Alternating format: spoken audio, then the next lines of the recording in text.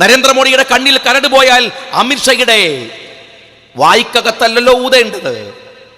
പാകിസ്ഥാന്റെ കുഴപ്പമുണ്ടെങ്കിൽ, ബംഗ്ലാദേശിന് കുഴപ്പമുണ്ടെങ്കിൽ നിങ്ങൾ മാറ്റേണ്ടത് അവരുടെ ഭരണഘടനയാണ്, പവിത്രമായ ഇന്ത്യയുടെ ഭരണഘടനയല്ല. അതല്ലേ മാറ്റേണ്ടത്? നിങ്ങൾ എന്താണ് പാകിസ്ഥാനെ കുറിച്ച് പറയുന്ന ആക്ഷേപം? അവിടുത്തെ മൈനോറിറ്റിയോട് അവർ മോശമായി പെരുമാറുന്നു, അതുകൊണ്ട് അവരിവിടെ വന്നാൽ അതല്ലേ പ്രശ്നം. അപ്പൊ നിങ്ങൾ എന്താ ചെയ്യുന്നത്? അവന്റെ പ്രശ്നങ്ങൾ പരിഹരിക്കാൻ നിങ്ങൾ ഇവിടുത്തെ മൈനോറിറ്റിയോട് മോശമായി പെരുമാറുന്നു. ഇതെന്താ സംബന്ധമാണ്? ശശി തരൂർ പറഞ്ഞത് ഇതാണ്. നിങ്ങൾ ഇന്ത്യയെ ഒരു കൊച്ചു പാകിസ്ഥാനാക്കാൻ ശ്രമിക്കുകയാണ്. നിങ്ങൾ ഇന്ത്യയെ പാകിസ്ഥാന്റെ മറ്റൊരു പരിച്ഛേദമാക്കി മാറ്റാൻ നിങ്ങൾ ശ്രമിക്കുകയാണ്. നമ്മളുടെ നാട് ലോകത്തിലെ ഏറ്റവും ശ്രദ്ധേയമായ രാജ്യങ്ങളിലൊന്നാണ്. കഴിഞ്ഞ ആഴ്ചയിൽ സ്വിറ്റ്സർലൻഡിൽ നടന്ന വേൾഡ് എക്കണോമിക് ഫോറത്തിനകത്ത് ലോകത്തിലെ ശതകോടീശ്വരൻ എന്ന് വിളിക്കുന്ന ലോകധനാഢ്യന്മാരിലെ ശ്രദ്ധേയനായ ജോർജ് സോറൻ അദ്ദേഹത്തിൻ്റെ പ്രസംഗം ആരംഭിച്ചത് ഇന്ത്യയെ അഭിസംബോധന ചെയ്യുമ്പോൾ ഗ്രേറ്റ് ഇന്ത്യ എന്ന് പറഞ്ഞുകൊണ്ടാണ്. ഇന്ത്യയെ ലോകം മുഴുവൻ വിളിക്കുന്നത് ഇന്ത്യ മഹാരാജ്യമെന്നാണ്. എന്തിനാണ് ലോകം ഇന്ത്യയെ ഒരു മഹാരാജ്യം എന്ന് വിളിക്കുന്നത്? മാത്രം വലിയ മഹാകാര്യം എന്താണ് ഇന്ത്യയിലുണ്ട് എന്നവർ വിചാരിക്കുന്നത്? ഈ രാജ്യത്തിൻ്റെ വിസ്തൃതമായ ഭൂപ്രകൃതിയാണോ അങ്ങനെ വിളിക്കാൻ അവരെ പ്രേരിപ്പിക്കുന്നത്? ഈ രാജ്യത്തിലെ മനോഹരമായ കൃഷിയിടങ്ങളും വയലേലകളും, ഈ രാജ്യത്തിലെ ലോകത്തിൽ മറ്റു രാജ്യങ്ങളിൽ കുറവായ ജനസംഖ്യയും പൗരന്മാരുടെ കർമ്മശേഷിയും സാമ്പത്തികമായ കരുത്തും സൈന്യത്തിൻ്റെ വലിപ്പവും ഒക്കെയാണോ ലോകത്തിൻ്റെ മുമ്പിൽ ഇന്ത്യ ഒരു മഹാരാജ്യമായി നിൽക്കാനുള്ള യോഗ്യത എന്ന് പറയുന്നത്? അല്ല. ആ കഴിവുകളുള്ള ഒരുപാട് രാഷ്ട്രങ്ങൾ ലോകത്തിലെ മറ്റ് ഒരുപാട് രാജ്യങ്ങൾക്കുണ്ട്, ഒരുപാട് രാഷ്ട്രങ്ങളുണ്ട്. അവർക്കൊക്കെ ഈ പ്രത്യേകതകളുമുണ്ട്. ലോകത്തിൻ്റെ മുമ്പിൽ ഇന്ത്യ വ്യത്യസ്തമാകുന്നത്, വ്യതിരിക്തമായി നിൽക്കുന്നത് ഇന്ത്യയുടെ മഹോന്നതമായ ഭരണഘടന കൊണ്ടാണ്. ഇന്ത്യ പ്രതിനിധാനം ചെയ്യുന്ന വ്യത്യസ്തമായ നിരീക്ഷണങ്ങൾ കൊണ്ടും കാഴ്ചപ്പാടും കൊണ്ടാണ്. ഇന്ത്യ ഒരു തിയോക്രാറ്റിക് സ്റ്റേറ്റ് അല്ല, മതാധിഷ്ഠിതമായ ഒരു രാജ്യമല്ല. എന്നാൽ ഇന്ത്യ എല്ലാ മതങ്ങളെയും ഉൾക്കൊള്ളുന്ന ഒരു രാജ്യമാണ്. ഏത് മതത്തിൽ വിശ്വസിക്കാനും പ്രചരിപ്പിക്കാനും വിശ്വസിക്കാതിരിക്കാനും സ്വാതന്ത്ര്യമുള്ള ഒരു രാജ്യമാണ് ഇന്ത്യ. മതാധിഷ്ഠിതമല്ല ഇന്ത്യ, എന്നാൽ എല്ലാ മതങ്ങളും ഉള്ളതാണ് ഇന്ത്യ. ഈ രാജ്യം ഭൂരിപക്ഷമുള്ളവരുടേത് അല്ല. ഭൂരിപക്ഷമുള്ളവർക്ക് ഈ രാജ്യം ഭരിക്കാം, ഭൂരിപക്ഷമുള്ളവരാണ് രാജ്യം ഭരിക്കുന്നത്. പക്ഷെ എന്നു കരുതി രാജ്യം ഭരിക്കുന്നവൻ്റെതല്ല. അതുകൊണ്ടാണ് രാജ്യം ഭരിക്കുന്നവനെയൊക്കെ 5 വർഷം കഴിയുമ്പോൾ നമ്മൾ ജനങ്ങൾ തെരുവിലിറക്കി അവനെ വീണ്ടും ഹിതപരിശോധന നടത്തുന്നത്. ഭരിക്കുന്നവൻ്റെതായിരുന്നു രാജ്യമെങ്കിൽ അവൻ പിന്നെയും തുടർന്ന് ഭരിക്കുമായിരുന്നു. അങ്ങനെയെങ്കിൽ ഈ രാജ്യം കോൺഗ്രസിന്റെ കൈകളിൽ ആയി പോകുമായിരുന്നു. അവർ മാത്രമേ ഇന്ത്യ ഭരിക്കാൻ കഴിയുമായിരുന്നുള്ളൂ. ഭൂരിപക്ഷമുള്ളവൻ്റെതുമല്ല ഇന്ത്യ, ഭരിക്കുന്നവൻ്റെതുമല്ല ഇന്ത്യ, ഭരണീയരുടേതാണ് ഇന്ത്യ.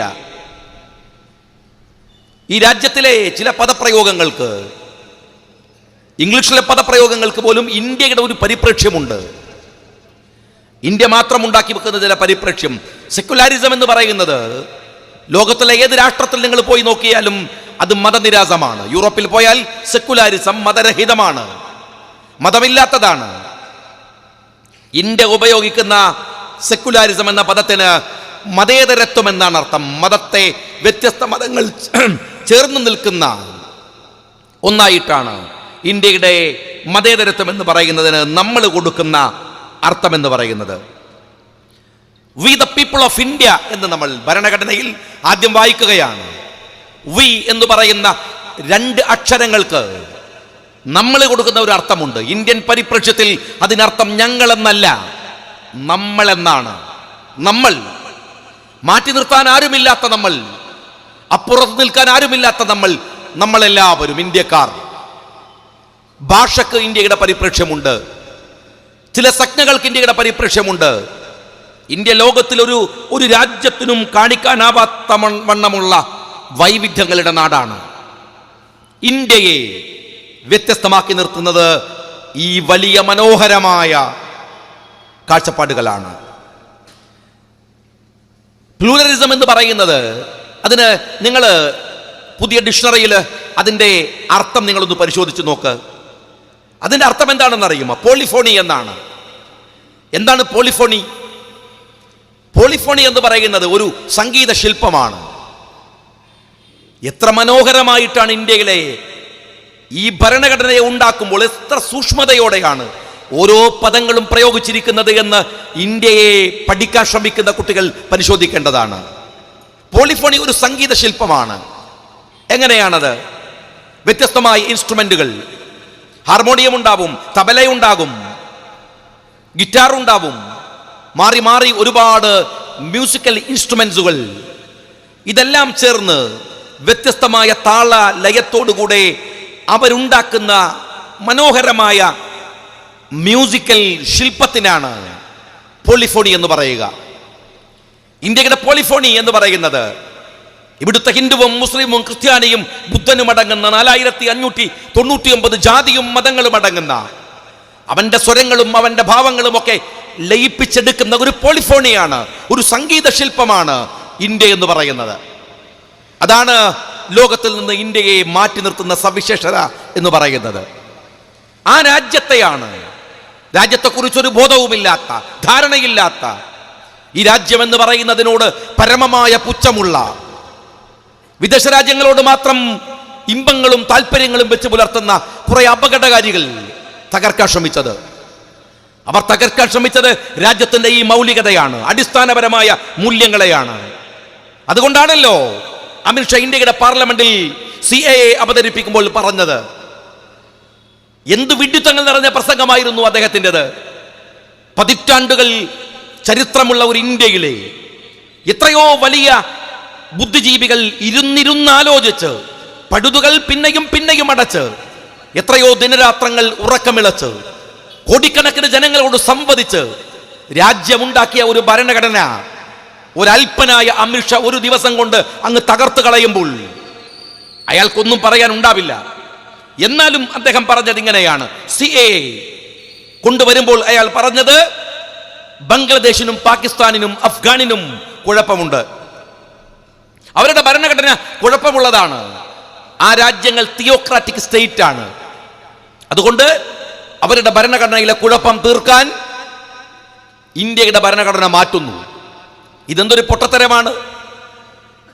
നരേന്ദ്രമോദിയുടെ കണ്ണിൽ കരട് പോയാൽ അമിത്ഷായുടെ വായിക്കകത്തല്ലോ ഊതേണ്ടത്. പാകിസ്ഥാന്റെ കുഴപ്പമുണ്ടെങ്കിൽ, ബംഗ്ലാദേശിന് കുഴപ്പമുണ്ടെങ്കിൽ നിങ്ങൾ മാറ്റേണ്ടത് അവരുടെ ഭരണഘടനയാണ്, പവിത്രമായ ഇന്ത്യയുടെ ഭരണഘടനയല്ല. അതല്ലേ മാറ്റേണ്ടത്? നിങ്ങൾ എന്താണ് പാകിസ്ഥാനെ കുറിച്ച് പറയുന്ന ആക്ഷേപം? അവിടുത്തെ മൈനോറിറ്റിയോട് അവർ മോശമായി പെരുമാറുന്നു, അതുകൊണ്ട് അവരിവിടെ വന്നാൽ അതല്ലേ പ്രശ്നം. അപ്പൊ നിങ്ങൾ എന്താ ചെയ്യുന്നത്? അവന്റെ പ്രശ്നങ്ങൾ പരിഹരിക്കാൻ നിങ്ങൾ ഇവിടുത്തെ മൈനോറിറ്റിയോട് മോശമായി പെരുമാറുന്നു. ഇതെന്താ സംബന്ധമാണ്? ശശി തരൂർ പറഞ്ഞത് ഇതാണ്. നിങ്ങൾ ഇന്ത്യയെ ഒരു കൊച്ചു പാകിസ്ഥാനാക്കാൻ ശ്രമിക്കുകയാണ്. നിങ്ങൾ ഇന്ത്യയെ പാകിസ്ഥാന്റെ മറ്റൊരു പരിച്ഛേദമാക്കി മാറ്റാൻ നിങ്ങൾ ശ്രമിക്കുകയാണ്. അവന്റെ ഭരണഘടനയിലെ കുഴപ്പങ്ങൾ പരിഹരിക്കാൻ ഇവിടെയല്ല, ഇന്ത്യയിലല്ല. ഞാൻ നിങ്ങളോട് ചോദിക്കട്ടെ, ഇന്ത്യയിൽ ജനിച്ച് ജീവിച്ച് 60 കൊല്ലം 70 കൊല്ലം 80 കൊല്ലം ഇന്ത്യയിൽ ജനിച്ച് ഇവിടെ ജീവിച്ച ഒരാൾ, അദ്ദേഹത്തിന്റെ ഈ രാജ്യത്തെ അത്രമേൽ സുരക്ഷിത ബോധത്തോടു കൂടിയല്ലേ എല്ലാവരും ജീവിക്കുന്നത്. നിർഭാഗ്യവശാൽ അയാൾക്ക് രേഖകളില്ല, കാണിക്കാൻ കഴിഞ്ഞില്ല. അയാളോട് നിങ്ങൾ പറയാണ്, നിങ്ങൾ രാജ്യം വിട്ടു പോകണം, അല്ലെങ്കിൽ ഡിറ്റൻഷൻ സെന്ററിലേക്ക് പോകണം. ഏത് കാലത്ത് ഇന്ത്യയും പാകിസ്ഥാനും തമ്മിൽ യുദ്ധം നടക്കുമ്പോൾ അയാൾ ഇന്ത്യയുടെ കൂടെയുണ്ട്. കാർഗിലിൽ യുദ്ധം നയിക്കുമ്പോൾ അയാൾ ഇന്ത്യയുടെ സേനയുടെ മുമ്പിൽ തോക്ക് പിടിച്ചുണ്ട്. പക്ഷെ രേഖയില്ല. അതുകൊണ്ട് പറയുന്നു, നിങ്ങൾ പാകിസ്ഥാനിൽ അല്ലെങ്കിൽ ഇവിടെ ജീവിക്കേണ്ടവനല്ല. ഇന്ത്യയും പാകിസ്ഥാനും തമ്മിൽ യുദ്ധം നടക്കുമ്പോൾ ഇന്ത്യക്കെതിരെ നിന്ന ഒരാൾ, ഇന്ത്യക്കെതിരായി പട നയിച്ച ഒരാൾ പാകിസ്ഥാനിൽ നിന്ന് ഇന്ത്യയിലേക്ക് വന്നാൽ ഈ രാജ്യം അയാൾക്ക് രേഖയുണ്ടാക്കി കൊടുക്കും. എന്തുമാത്രം രസകരമാണ് ഈ രാജ്യത്ത് വരുത്തിയിട്ടുള്ള ഭരണഘടന എന്ന് മാറ്റം എന്ന് പറയുന്നത്. ഈ രാജ്യത്ത് ജീവിച്ചവർക്ക് രേഖയില്ലെങ്കിൽ ഡിറ്റൻഷൻ സെന്റർ, ഈ രാജ്യത്തു തന്നെ ജീവിക്കാത്തവന് ഈ രാജ്യം രേഖയുണ്ടാക്കി കൊടുക്കും. എന്തെല്ലാം അസംബന്ധങ്ങളാണ് നിങ്ങൾ പറയാൻ ശ്രമിക്കുന്നത്. മറ്റൊന്ന്, മതത്തെ ഒരു ക്രിമിനൽ ശിക്ഷാവിധിക്ക് മതമെന്നതിനെ കാരണമാക്കാൻ എങ്ങനെയാണ് കഴിയുക? ഞാൻ ചോദിക്കുന്നത്, മതം എന്ന് പറയുന്നത് എന്താണ്? നിങ്ങൾ അയാൾ ക്രിസ്ത്യാനിയാണ് എന്നതുകൊണ്ട് അയാളെ തൂക്കിക്കൊല്ലാൻ വിധിച്ചു എന്ന് വെക്കുക.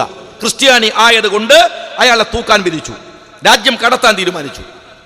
രാജ്യം കടക്കാൻ പോകുന്നതിന്റെ തലേ ദിവസം അയാൾ പറഞ്ഞു, ഞാൻ ആ മതം വിട്ടു. തീർന്നില്ലേ? മതം അങ്ങനെ വിടാലോ. മതം വിടാൻ എന്താ പ്രയാസം? മതം എന്ന് പറയുന്നത് മനുഷ്യന്റെ ദേഹത്ത് കുത്തുന്ന ചാപ്പയല്ല. മതം അവന്റെ ഹൃദയത്തിനകത്തുള്ള ഒരു വിശ്വാസമാണ്. മതം അവന്റെ ഹൃദയത്തിനകത്ത് മൻ എന്ന് പറയുന്ന സംസ്കൃത പദത്തിൽ നിന്നാണ് മതം എന്ന് പറയുന്ന പ്രയോഗം ഉണ്ടാവുന്നത്. അമിഷക്കെന്ത് സംസ്കൃതം, അമിഷക്കെന്ത് പാരമ്പര്യം, അയാൾക്ക് എന്തറിയാം? മതം എന്ന് പറയുന്നത് ഒരു ചാപ്പകുത്തലല്ല. മതം ഒരു വിശ്വാസമാണ്. ഹൃദയത്തിനകത്ത് ഞാൻ എൻ്റെ മനസ്സിൽ ഉറപ്പിച്ചു വെക്കുന്ന വിശ്വാസമാണ്. ഞാൻ അതങ്ങ് വിട്ടാൽ തീർന്നോ? നിങ്ങൾ ഇവിടെ ഇന്ത്യയിലേക്ക് തസ്ലീമ നസറിനെ കൊണ്ടുവന്ന് ഈ രാജ്യം പൗരത്വം കൊടുത്തു. ആരാണ് തസ്ലീമ നസറിൻ? ബംഗ്ലാദേശുകാരിയാണ്. എന്തിനാണ് നസറിന് ബംഗ്ലാദേശിൽ നിന്ന് വിട്ടുപോകേണ്ടി വന്നത്? അവിടുത്തെ ഭരണകൂടം തസ്ലീമ നസറിനെ ലജ്ജ എന്ന പുസ്തകം എഴുതിയപ്പോൾ അത് ഇസ്ലാമിക വിരുദ്ധമാണ് എന്നതിന്റെ പേരിൽ ബംഗ്ലാദേശിൽ നിന്ന് അവരെ ശിക്ഷിക്കാൻ തീരുമാനിച്ചപ്പോൾ അവർ രാജ്യം വിട്ടു.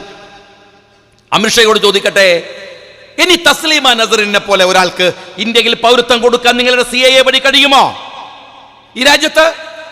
കാരണം നിങ്ങൾ പറയുന്നത് ബംഗ്ലാദേശിലും പാകിസ്ഥാനിലും മുസ്ലിങ്ങളല്ലാത്തവരെ പീഡിപ്പിക്കുന്നു എന്നാണ്. എങ്കിൽ ബംഗ്ലാദേശിൽ നിന്ന് വന്ന തസ്ലീമ നസറിൻ മുസ്ലിം അല്ലേ? ആ രാഷ്ട്രമല്ലേ അവരെ പീഡിപ്പിച്ചത്? അതിന്റെ പേരിലല്ലേ ഇന്ത്യ പൗരത്വം കൊടുത്തത്? അപ്പൊ പിന്നെ നിങ്ങൾ പറയുന്നതിന്റെ ന്യായവാദം എന്താണ്? അതൊന്നും നിങ്ങൾ പറഞ്ഞേ.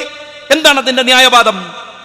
ഇത് വസ്തുതാപരമായി പരിശോധിച്ചാൽ ഇതൊന്നുമല്ല കാര്യം. ഇതൊരു വലിയ കുഴപ്പമുണ്ടാക്കലാണ്. മനുഷ്യന്റെ മനസ്സിൽ മതിൽ കെട്ടാനുള്ള പരിശ്രമമാണ്. നിങ്ങൾ തിരിച്ചറിയേണ്ട ഒരു കാര്യമുണ്ട്. രാജ്യം ഭരിക്കാൻ വൈകാരികത കൊണ്ട് സാധിക്കില്ല. ഞാൻ എപ്പോഴും പറയാറുണ്ട്, രാജ്യം ഭരിക്കാൻ വൈകാരികത കൊണ്ട് കഴിയില്ല. രാജ്യത്ത് ഭൂരിപക്ഷം കിട്ടാൻ വൈകാരികത മതി, മതം പറഞ്ഞാൽ മതി. മതം പോലെയുള്ള ഒരു കുഴപ്പം പിടിച്ച ആളുകളെ വശത്താക്കാൻ കഴിയുന്ന വേറെ ഉപകരണമില്ലല്ലോ.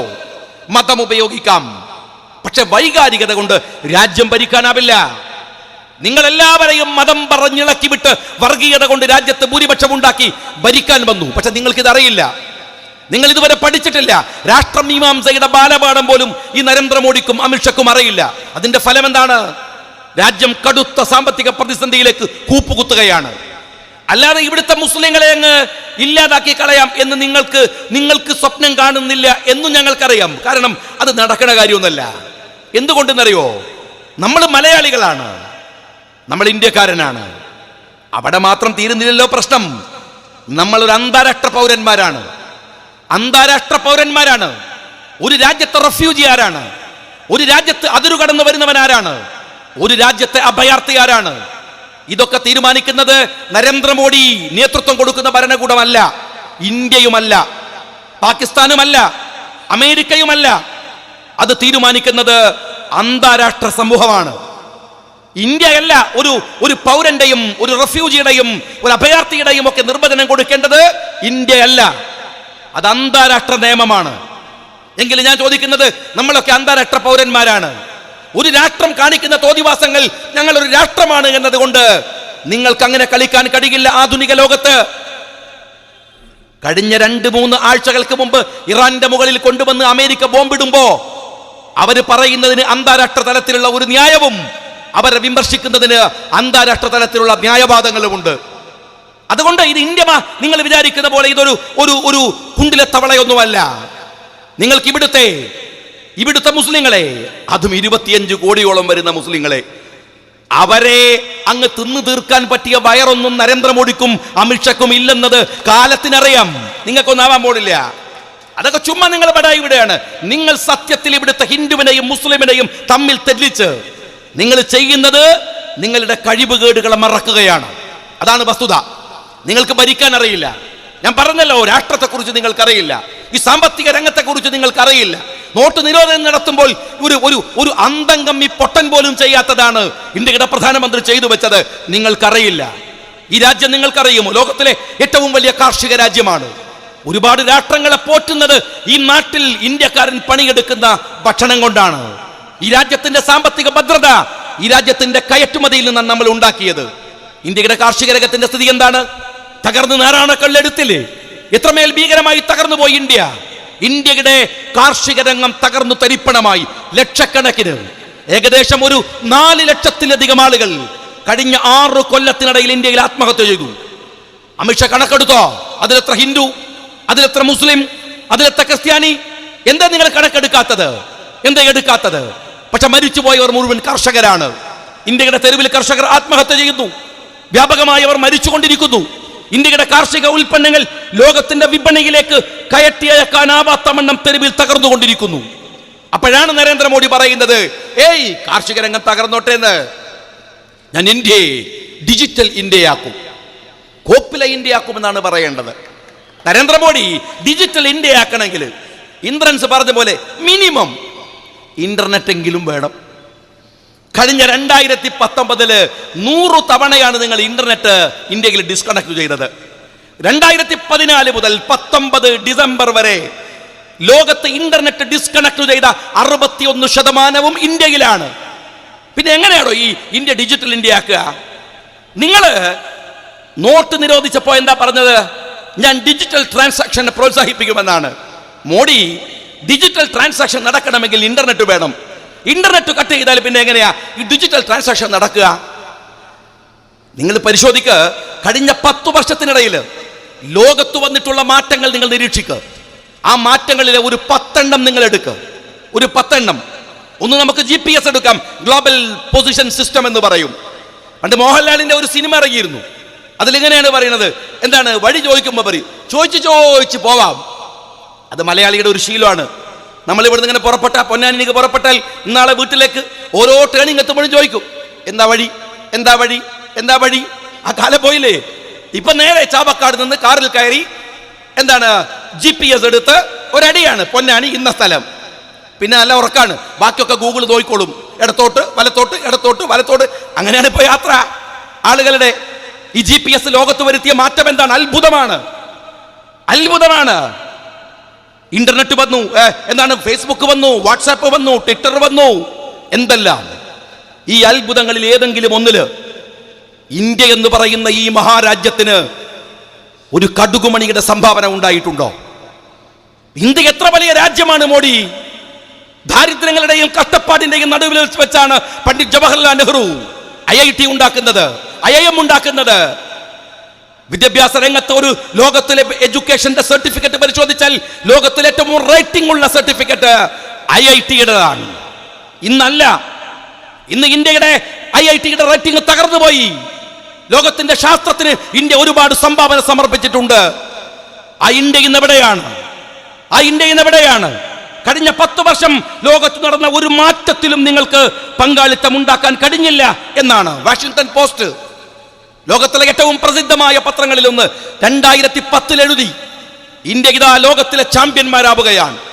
വരുന്ന കാലത്ത് ഇന്ത്യയാണ് ലോകത്തെ നയിക്കാൻ പോകുന്നത്.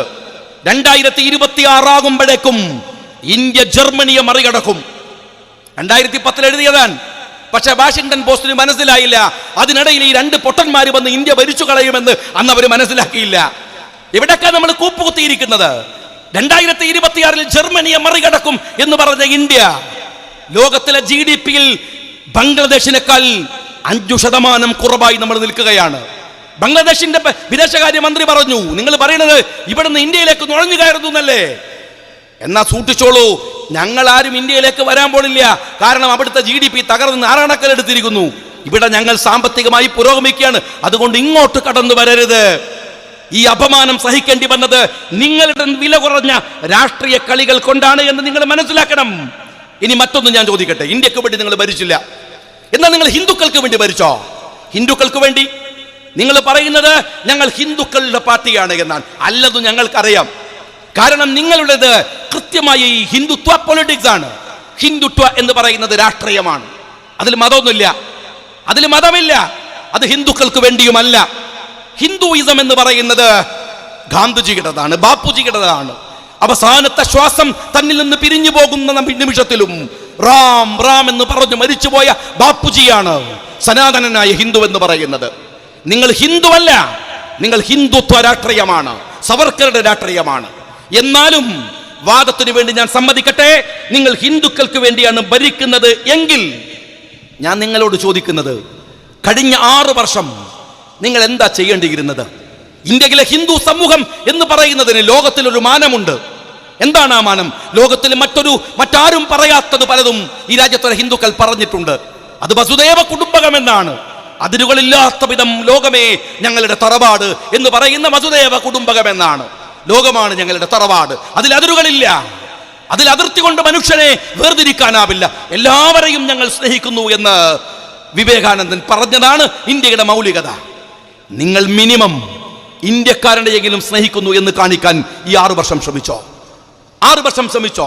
ലോകാ സമസ്ത സുഖിനോ ഭവന്തു ഹിന്ദു മൂല്യങ്ങളുടെ അടിസ്ഥാന ഘടകമാണ്.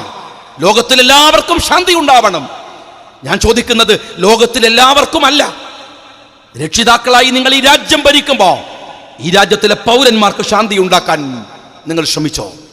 നിങ്ങൾ എന്തായിരുന്നു ശ്രമിക്കേണ്ടത്? ഇതാ കണ്ടോ, ഞങ്ങളിതാ ഹിന്ദു മതത്തിന് വേണ്ടി ഭരിക്കുകയാണ്. കോൺഗ്രസ് ഭരിച്ച പോലെയല്ല, NCP ഭരിച്ച പോലെയല്ല, ഘടകകക്ഷികൾ ഭരിച്ച പോലെയല്ല. ഞങ്ങൾ ഭരിച്ചാൽ ഇങ്ങനെ ഉണ്ടാകുമെന്ന് കാണിക്കാനെങ്കിലും ഈ 6 വർഷം മോഡി ശ്രമിച്ചോ? ശ്രമിച്ചില്ലല്ലോ. മധുരയിലെ യുപിയിലെ മധുര നമ്മുടെ തമിഴ്നാട്ടിലെ മധുരയല്ല. യുപിയിലെ മധുര ഭഗവാൻ കൃഷ്ണന്റെ മധുരയാണ്, കൃഷ്ണന്റെ ജന്മസ്ഥലമാണ്. നിങ്ങൾ മധുരയിൽ പോയി നോക്കിയിട്ടുണ്ടോ? ഞാൻ കണ്ടിട്ടുണ്ട്. മധുരയിൽ ഒരുപാട് ക്ഷേത്രങ്ങളുണ്ട് ഭഗവാൻ കൃഷ്ണന്റെ ജന്മസ്ഥലത്ത്.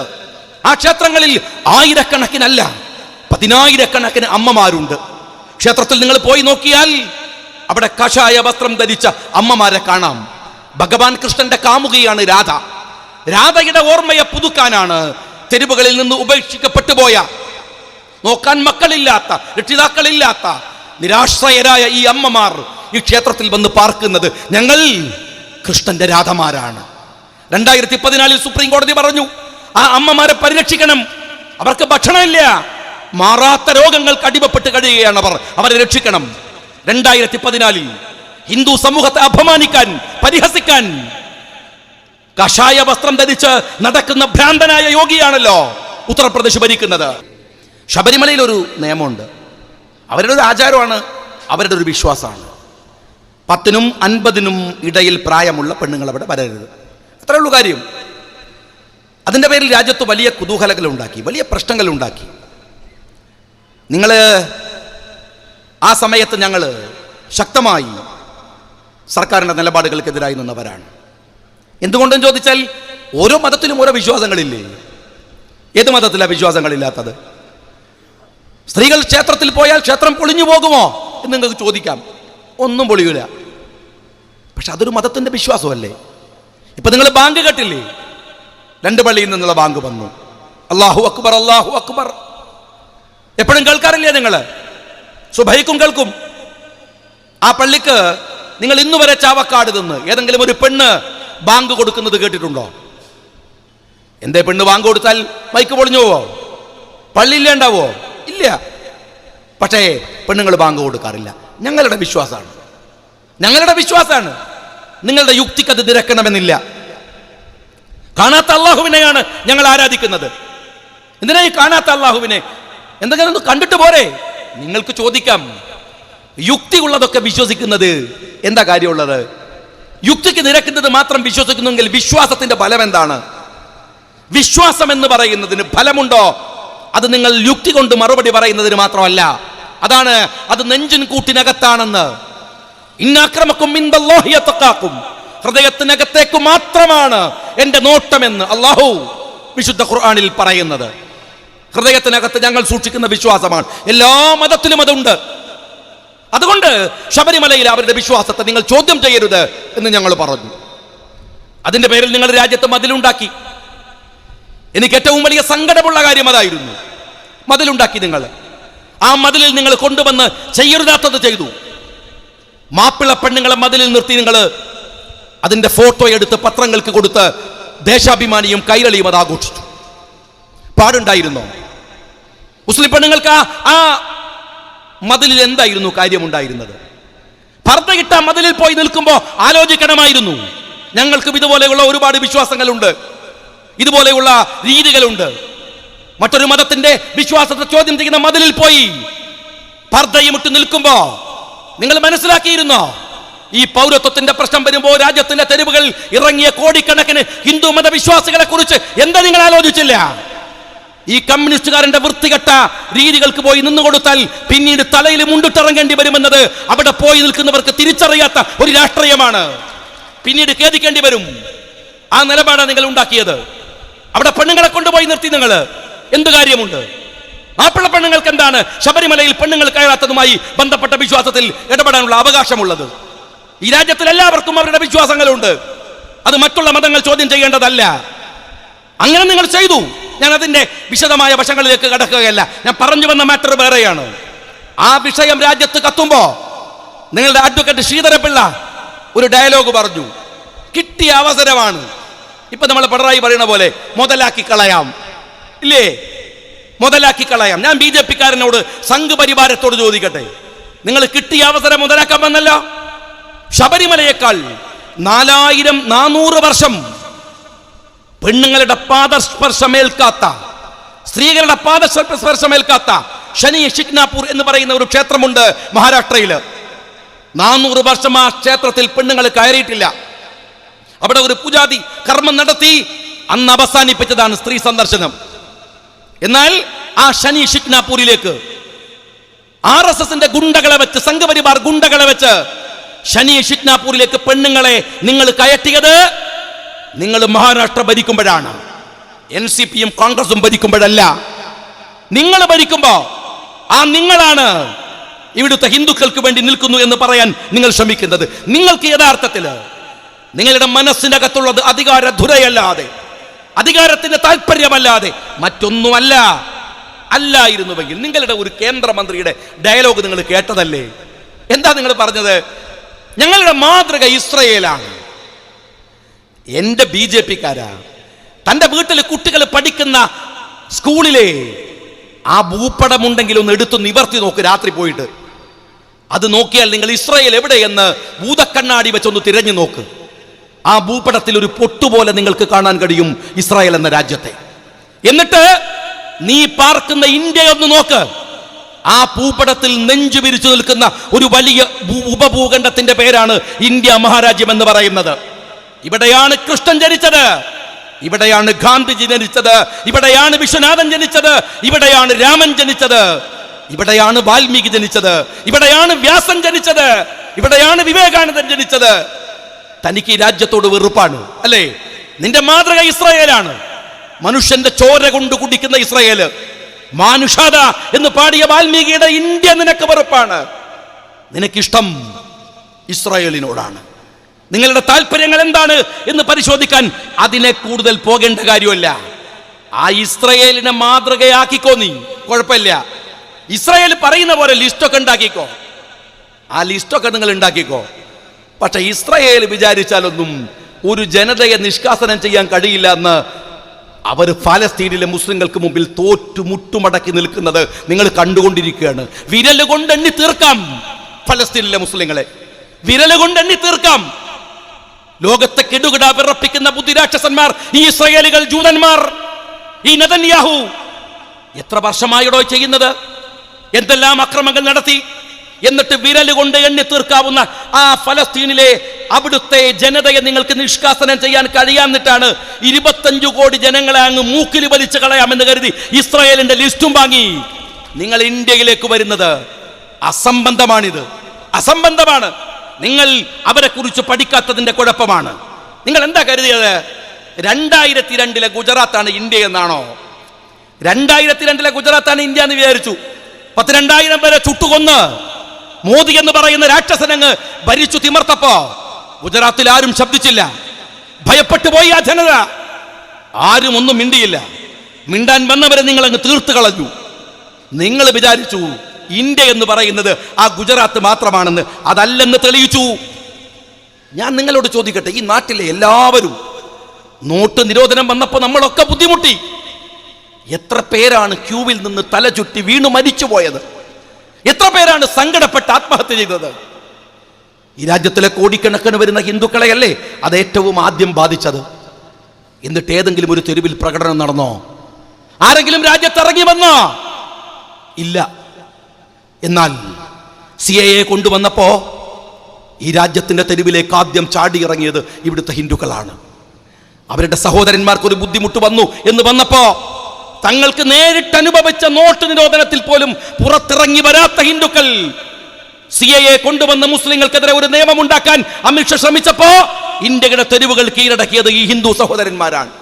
അവരാണ് സമരത്തിന്റെ മുൻപന്തിയിൽ ഉണ്ടായിരുന്നത്. എല്ലായിടത്തും കപിൽ സിബൽ ഹിന്ദുവാണ്, അതിന് വന്ന് ശശി തരൂർ ഹിന്ദുവാണ്, ജയറാം രമേശ് ഹിന്ദുവാണ്, രാഹുൽ ഗാന്ധി ഹിന്ദുവാണ്, പ്രിയങ്ക ഗാന്ധി ഹിന്ദുവാണ്, രാമചന്ദ്ര ഗുഹ ഹിന്ദുവാണ്, രമേശ് ചെന്നിത്തല ഹിന്ദുവാണ്, മമതാ ബാനർജി ഹിന്ദുവാണ്, കമൽഹാസൻ ഹിന്ദുവാണ്, സ്റ്റാലിൻ ഹിന്ദുവാണ്. എന്നാൽ മിസ്റ്റർ അമിത്ഷാ താനൊരു ഹിന്ദുവല്ല, താനൊരു ജൈനൻ മാത്രമാണ്. താനൊരു ജൈനനാണ്. ഇന്ത്യയിലെ മൈനോറിറ്റിയായ ജൈന സമുദായത്തിൽപ്പെട്ട ആളാണ് നീ. നിന്റെ പിന്തുണ ഞങ്ങൾക്ക് ആവശ്യമില്ല. കോടിക്കണക്കിന് ഹിന്ദുക്കളുടെ ഹൃദയത്തിലാണ് ഇവിടുത്തെ മുസൽമാൻ ജീവിക്കുന്നതെന്നും പരസ്പരം അങ്ങനെയാണ് അവർ ഇന്ത്യയെ കാണുന്നത് എന്നും ഞങ്ങൾക്ക് തിരിച്ചറിയാൻ കഴിഞ്ഞത് ഈ വലിയ സമരങ്ങളുടെ മുമ്പിലാണ് എന്ന് മാത്രമല്ല, അതിനു മുമ്പുമുണ്ട്. ആ സ്നേഹം മുസ്ലിങ്ങൾക്ക് അറിയാം. നിങ്ങൾ പരിശോധിക്കുക, ഇന്ത്യ മഹാരാജ്യത്തിന്റെ അതിർത്തി പങ്കിടുന്നത് 2 ഇസ്ലാമിക് റിപ്പബ്ലിക്കുകളാണ്. ഇസ്ലാമിക് റിപ്പബ്ലിക് എന്ന അഭിപ്രായം ഞങ്ങൾക്കില്ല. പേരങ്ങനെയാണ്. മുസ്ലിങ്ങളുടെ രാജ്യമാണ്. അത് ഇസ്ലാം ഉണ്ടോ എന്നുള്ളത് പിന്നെ തീരുമാനിക്കേണ്ട കാര്യമാണ്. ഏതായാലും ഇസ്ലാമിക് റിപ്പബ്ലിക്കാണ്. 2 രാജ്യങ്ങൾ. പക്ഷെ നിങ്ങൾക്കറിയുമോ, ലോകത്തിൽ ഏറ്റവും കൂടുതൽ മുസ്ലിങ്ങൾ പാർക്കുന്ന 2ാമത്തെ രാജ്യം അപ്പോഴും നമ്മുടെ ഇന്ത്യ മഹാരാജ്യമാണ്. ഞങ്ങൾ ഈ രാജ്യത്താണ്. രാജ്യത്തെ അത്രമേൽ സ്നേഹിക്കുന്നവരാണ് ഇവിടെ ഉള്ളത്. എന്തൊക്കെ വിരോധം സംഗതി ഈ മോഡിയും അതുപോലെ തന്നെ അമിത്ഷയും ഒക്കെ പൊട്ടത്തരങ്ങൾ കാട്ടുമ്പോഴും വലിയ വിരോധവും വിദ്വേഷവും ഒക്കെ അവരോട് വെച്ച് പുലർത്തുമ്പോഴും ഒരു കാര്യം ഞാൻ പറയട്ടെ, ഒരു ചെറിയ നന്ദി അവരോട് നമ്മൾ കാണിക്കണം. ഇന്ത്യ മരിച്ചിട്ടില്ല എന്ന് ഈ 2019 തെളിയിച്ചത് നിങ്ങളാണ്. നമ്മുടെ കുട്ടികളുണ്ടല്ലോ, നമ്മുടെ പെൺകുട്ടികൾ, അവരാണ് ഈ സമരത്തെ അതിജയിച്ച് മുന്നോട്ട് കൊണ്ടുപോകുന്നത്. ഷഹീൻബാഗ് അമ്മമാരുടെ സമരമാണ്. ക്യാമ്പസുകളിൽ പെൺകുട്ടികളാണ് പൊട്ടിത്തെറിച്ച്, അവരൊരു മതത്തെക്കുറിച്ചുമല്ല, അവർ ഇന്ത്യയെക്കുറിച്ച് മാത്രം ചിന്തിച്ച് തെരുവുകളിലേക്ക് ഇറങ്ങുന്നത്. ഈ രാജ്യത്തിന് രാഷ്ട്രീയ ബോധം ഉണ്ടാക്കി കൊടുത്തു മോഡി. നിങ്ങൾ രാഷ്ട്രീയ ബോധം ഉണ്ടാക്കി കൊടുത്തു. എപ്പോഴും പറയാറുണ്ട്, എൻ്റെ ഉമ്മ CH റഷീദിനും അതുപോലെ സാദിഖ് അലിക്കൊക്കെ അറിയാം. എൻ്റെ ഉമ്മ MSF മുതൽ ചെറുപ്പത്തിലെ പ്രസംഗിക്കാനൊക്കെ പോകും. അതും കണ്ണൂർ ഭാഗത്താണ്, വയനാട്ടിൽ നിന്ന് ഇറങ്ങാൻ സുഖം. കണ്ണൂരിൽ നിന്ന് കേൾക്കുമ്പോൾ തന്നെ നമ്മളെ പെണ്ണുങ്ങൾക്കൊക്കെ പേടിയാണ്. ഞാൻ പോകുമ്പോൾ ഉമ്മ പറയൂ, നിനക്ക് എന്തിൻ്റെ പണിയാണ്? ഏട്ടനെ കണ്ടു പഠിച്ചൂടെ, അനുജനെ കണ്ടു പഠിച്ചൂടെ, വെറുതെ പ്രസംഗിച്ച് കിടക്കുക. ഒരു പുച്ഛായിരുന്നു. ഇപ്പം ഉമ്മ എന്താ വൈകുന്നേരം ചോദിക്കാല്ലെന്ന് പരിപാടിയൊന്നുമില്ല, റാലിയൊന്നുമില്ല. ഇപ്പം രാഷ്ട്രീയ ബോധമാണ്. ഉമ്മാർക്കൊക്കെ എന്തൊരു രാഷ്ട്രീയ ബോധമാണ്. എനിക്ക് വലിയ സന്തോഷമുണ്ട്. നിങ്ങൾ ഈ രാജ്യത്തിൻ്റെ ആത്മാവിനെ തിരിച്ചു തന്നിരിക്കുന്നു. നരേന്ദ്രമോദി, അമിത്ഷാ ഈ രാജ്യത്തെ തിരിച്ചു തന്നിരിക്കുന്നു. ഇന്ന് ദേശീയ ഗാനം ചൊല്ലുമ്പോൾ രോമം എഴുന്നു നിൽക്കുകയാണ്. പണ്ട് സ്കൂളിലെ കുട്ടികൾ അസംബ്ലിയിൽ സ്കൂൾ വിടുമ്പോൾ ചൊല്ലുന്ന ഒരു സംഗീതമായി ആസ്വദിച്ചിരുന്ന ജനഗണമന, അത് കേൾക്കുമ്പോൾ നമ്മളുടെ നരമ്പുകൾ എഴുന്നേറ്റ് നിൽക്കുന്നുണ്ട്, രോമം എഴുന്നേറ്റ് നിൽക്കുന്നുണ്ട്. നമ്മുടെ രാഷ്ട്രീയക്കാര് മൊബൈലിലെ ഒരു ട്യൂണാണ്. കാണുമ്പോൾ എനിക്ക് ദേഷ്യം പിടിക്കും കേൾക്കുമ്പോൾ. ഞാൻ അവരോടൊക്കെ പറയാറുണ്ട്, എന്താണ് സാരേ ജഹാം സെ അച്ഛ, അവൻ്റെ രാഷ്ട്രബോധം അവരോട് തീർന്നു മൊബൈലിൽ ട്യൂണാക്കിയാൽ. അങ്ങനെ ഒരു ട്യൂണാക്കി വെക്കാവുന്നതാണോ? അത് ആയിരുന്നില്ല. ആ ബോധം നമുക്ക് വന്നു. സമരങ്ങളിൽ വിളിക്കുന്ന മുദ്രാവാക്യം ഈ രാജ്യത്തെക്കുറിച്ചാണ്. സമരങ്ങളിൽ ഉയർത്തിപ്പിടിക്കുന്ന കൊടി ദേശീയ പതാകയാണ്. ഈ ഇന്ത്യക്കാരനെ പിന്നെയും പിന്നെയും ദേശീയ ഗാനം ചൊല്ലിക്കാൻ, പിന്നെയും പിന്നെയും രാഷ്ട്രപതാക പിടിപ്പിക്കുവാൻ ഈ 2 ചെകുത്താന്മാർ ഒരു കാരണമായി എന്നതിൽ നന്ദിയുണ്ട് ഈ BJPയുടെ ഭരണകൂടത്തോട്. ഈ രാജ്യത്തെ രാഷ്ട്രീയ ബോധമുള്ളവരാക്കി നിങ്ങൾ തിരിച്ചു തന്നിരിക്കുന്നു. ജനങ്ങൾ തെരുവിലാണ്. ചെറുപ്പക്കാരെ കുറിച്ച് നമ്മൾ എന്താ വിചാരിച്ചത്? അവരിങ്ങനെ 24 മണിക്കൂറും താഴോട്ട് നോക്കി നിൽക്കുന്നവരാണ്. മൊബൈലിൽ ഇങ്ങനെ നോക്കിക്കണ, ബസ് കയറിയാൽ, ട്രെയിനിൽ കയറിയാൽ, ഫേസ്ബുക്ക്, വാട്സാപ്പ്, വലിയ കാരണന്മാരൊക്കെ ഇങ്ങനെ പറയും. ഇപ്പോഴത്തെ കുട്ടികളുടെ കാര്യം എന്താണ്? ഇവർക്ക് യാതൊരു ചിന്തയില്ല.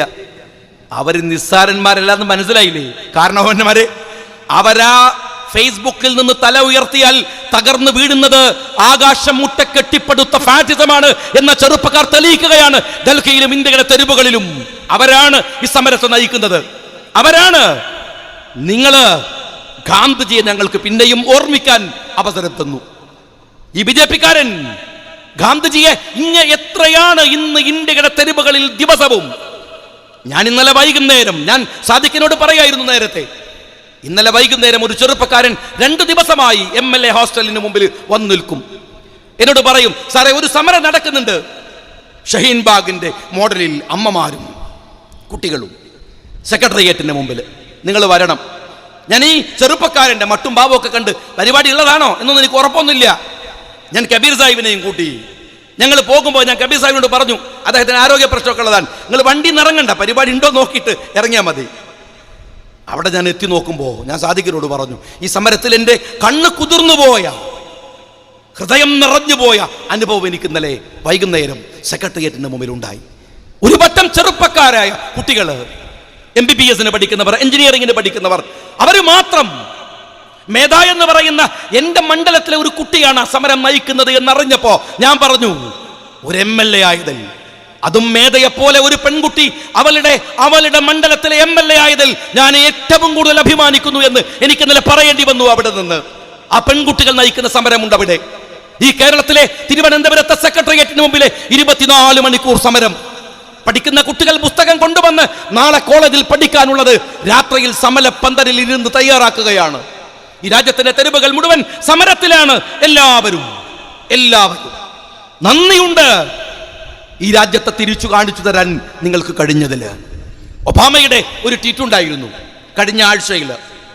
ഒബാമ പറഞ്ഞത്, ഞാൻ നരേന്ദ്രമോദിയോട് പറഞ്ഞു, ഇന്ത്യ മഹാരാജ്യമുണ്ടല്ലോ, അതൊരു അത്ഭുതമാണ് മോദി, അതൊരു അത്ഭുതമാണ്.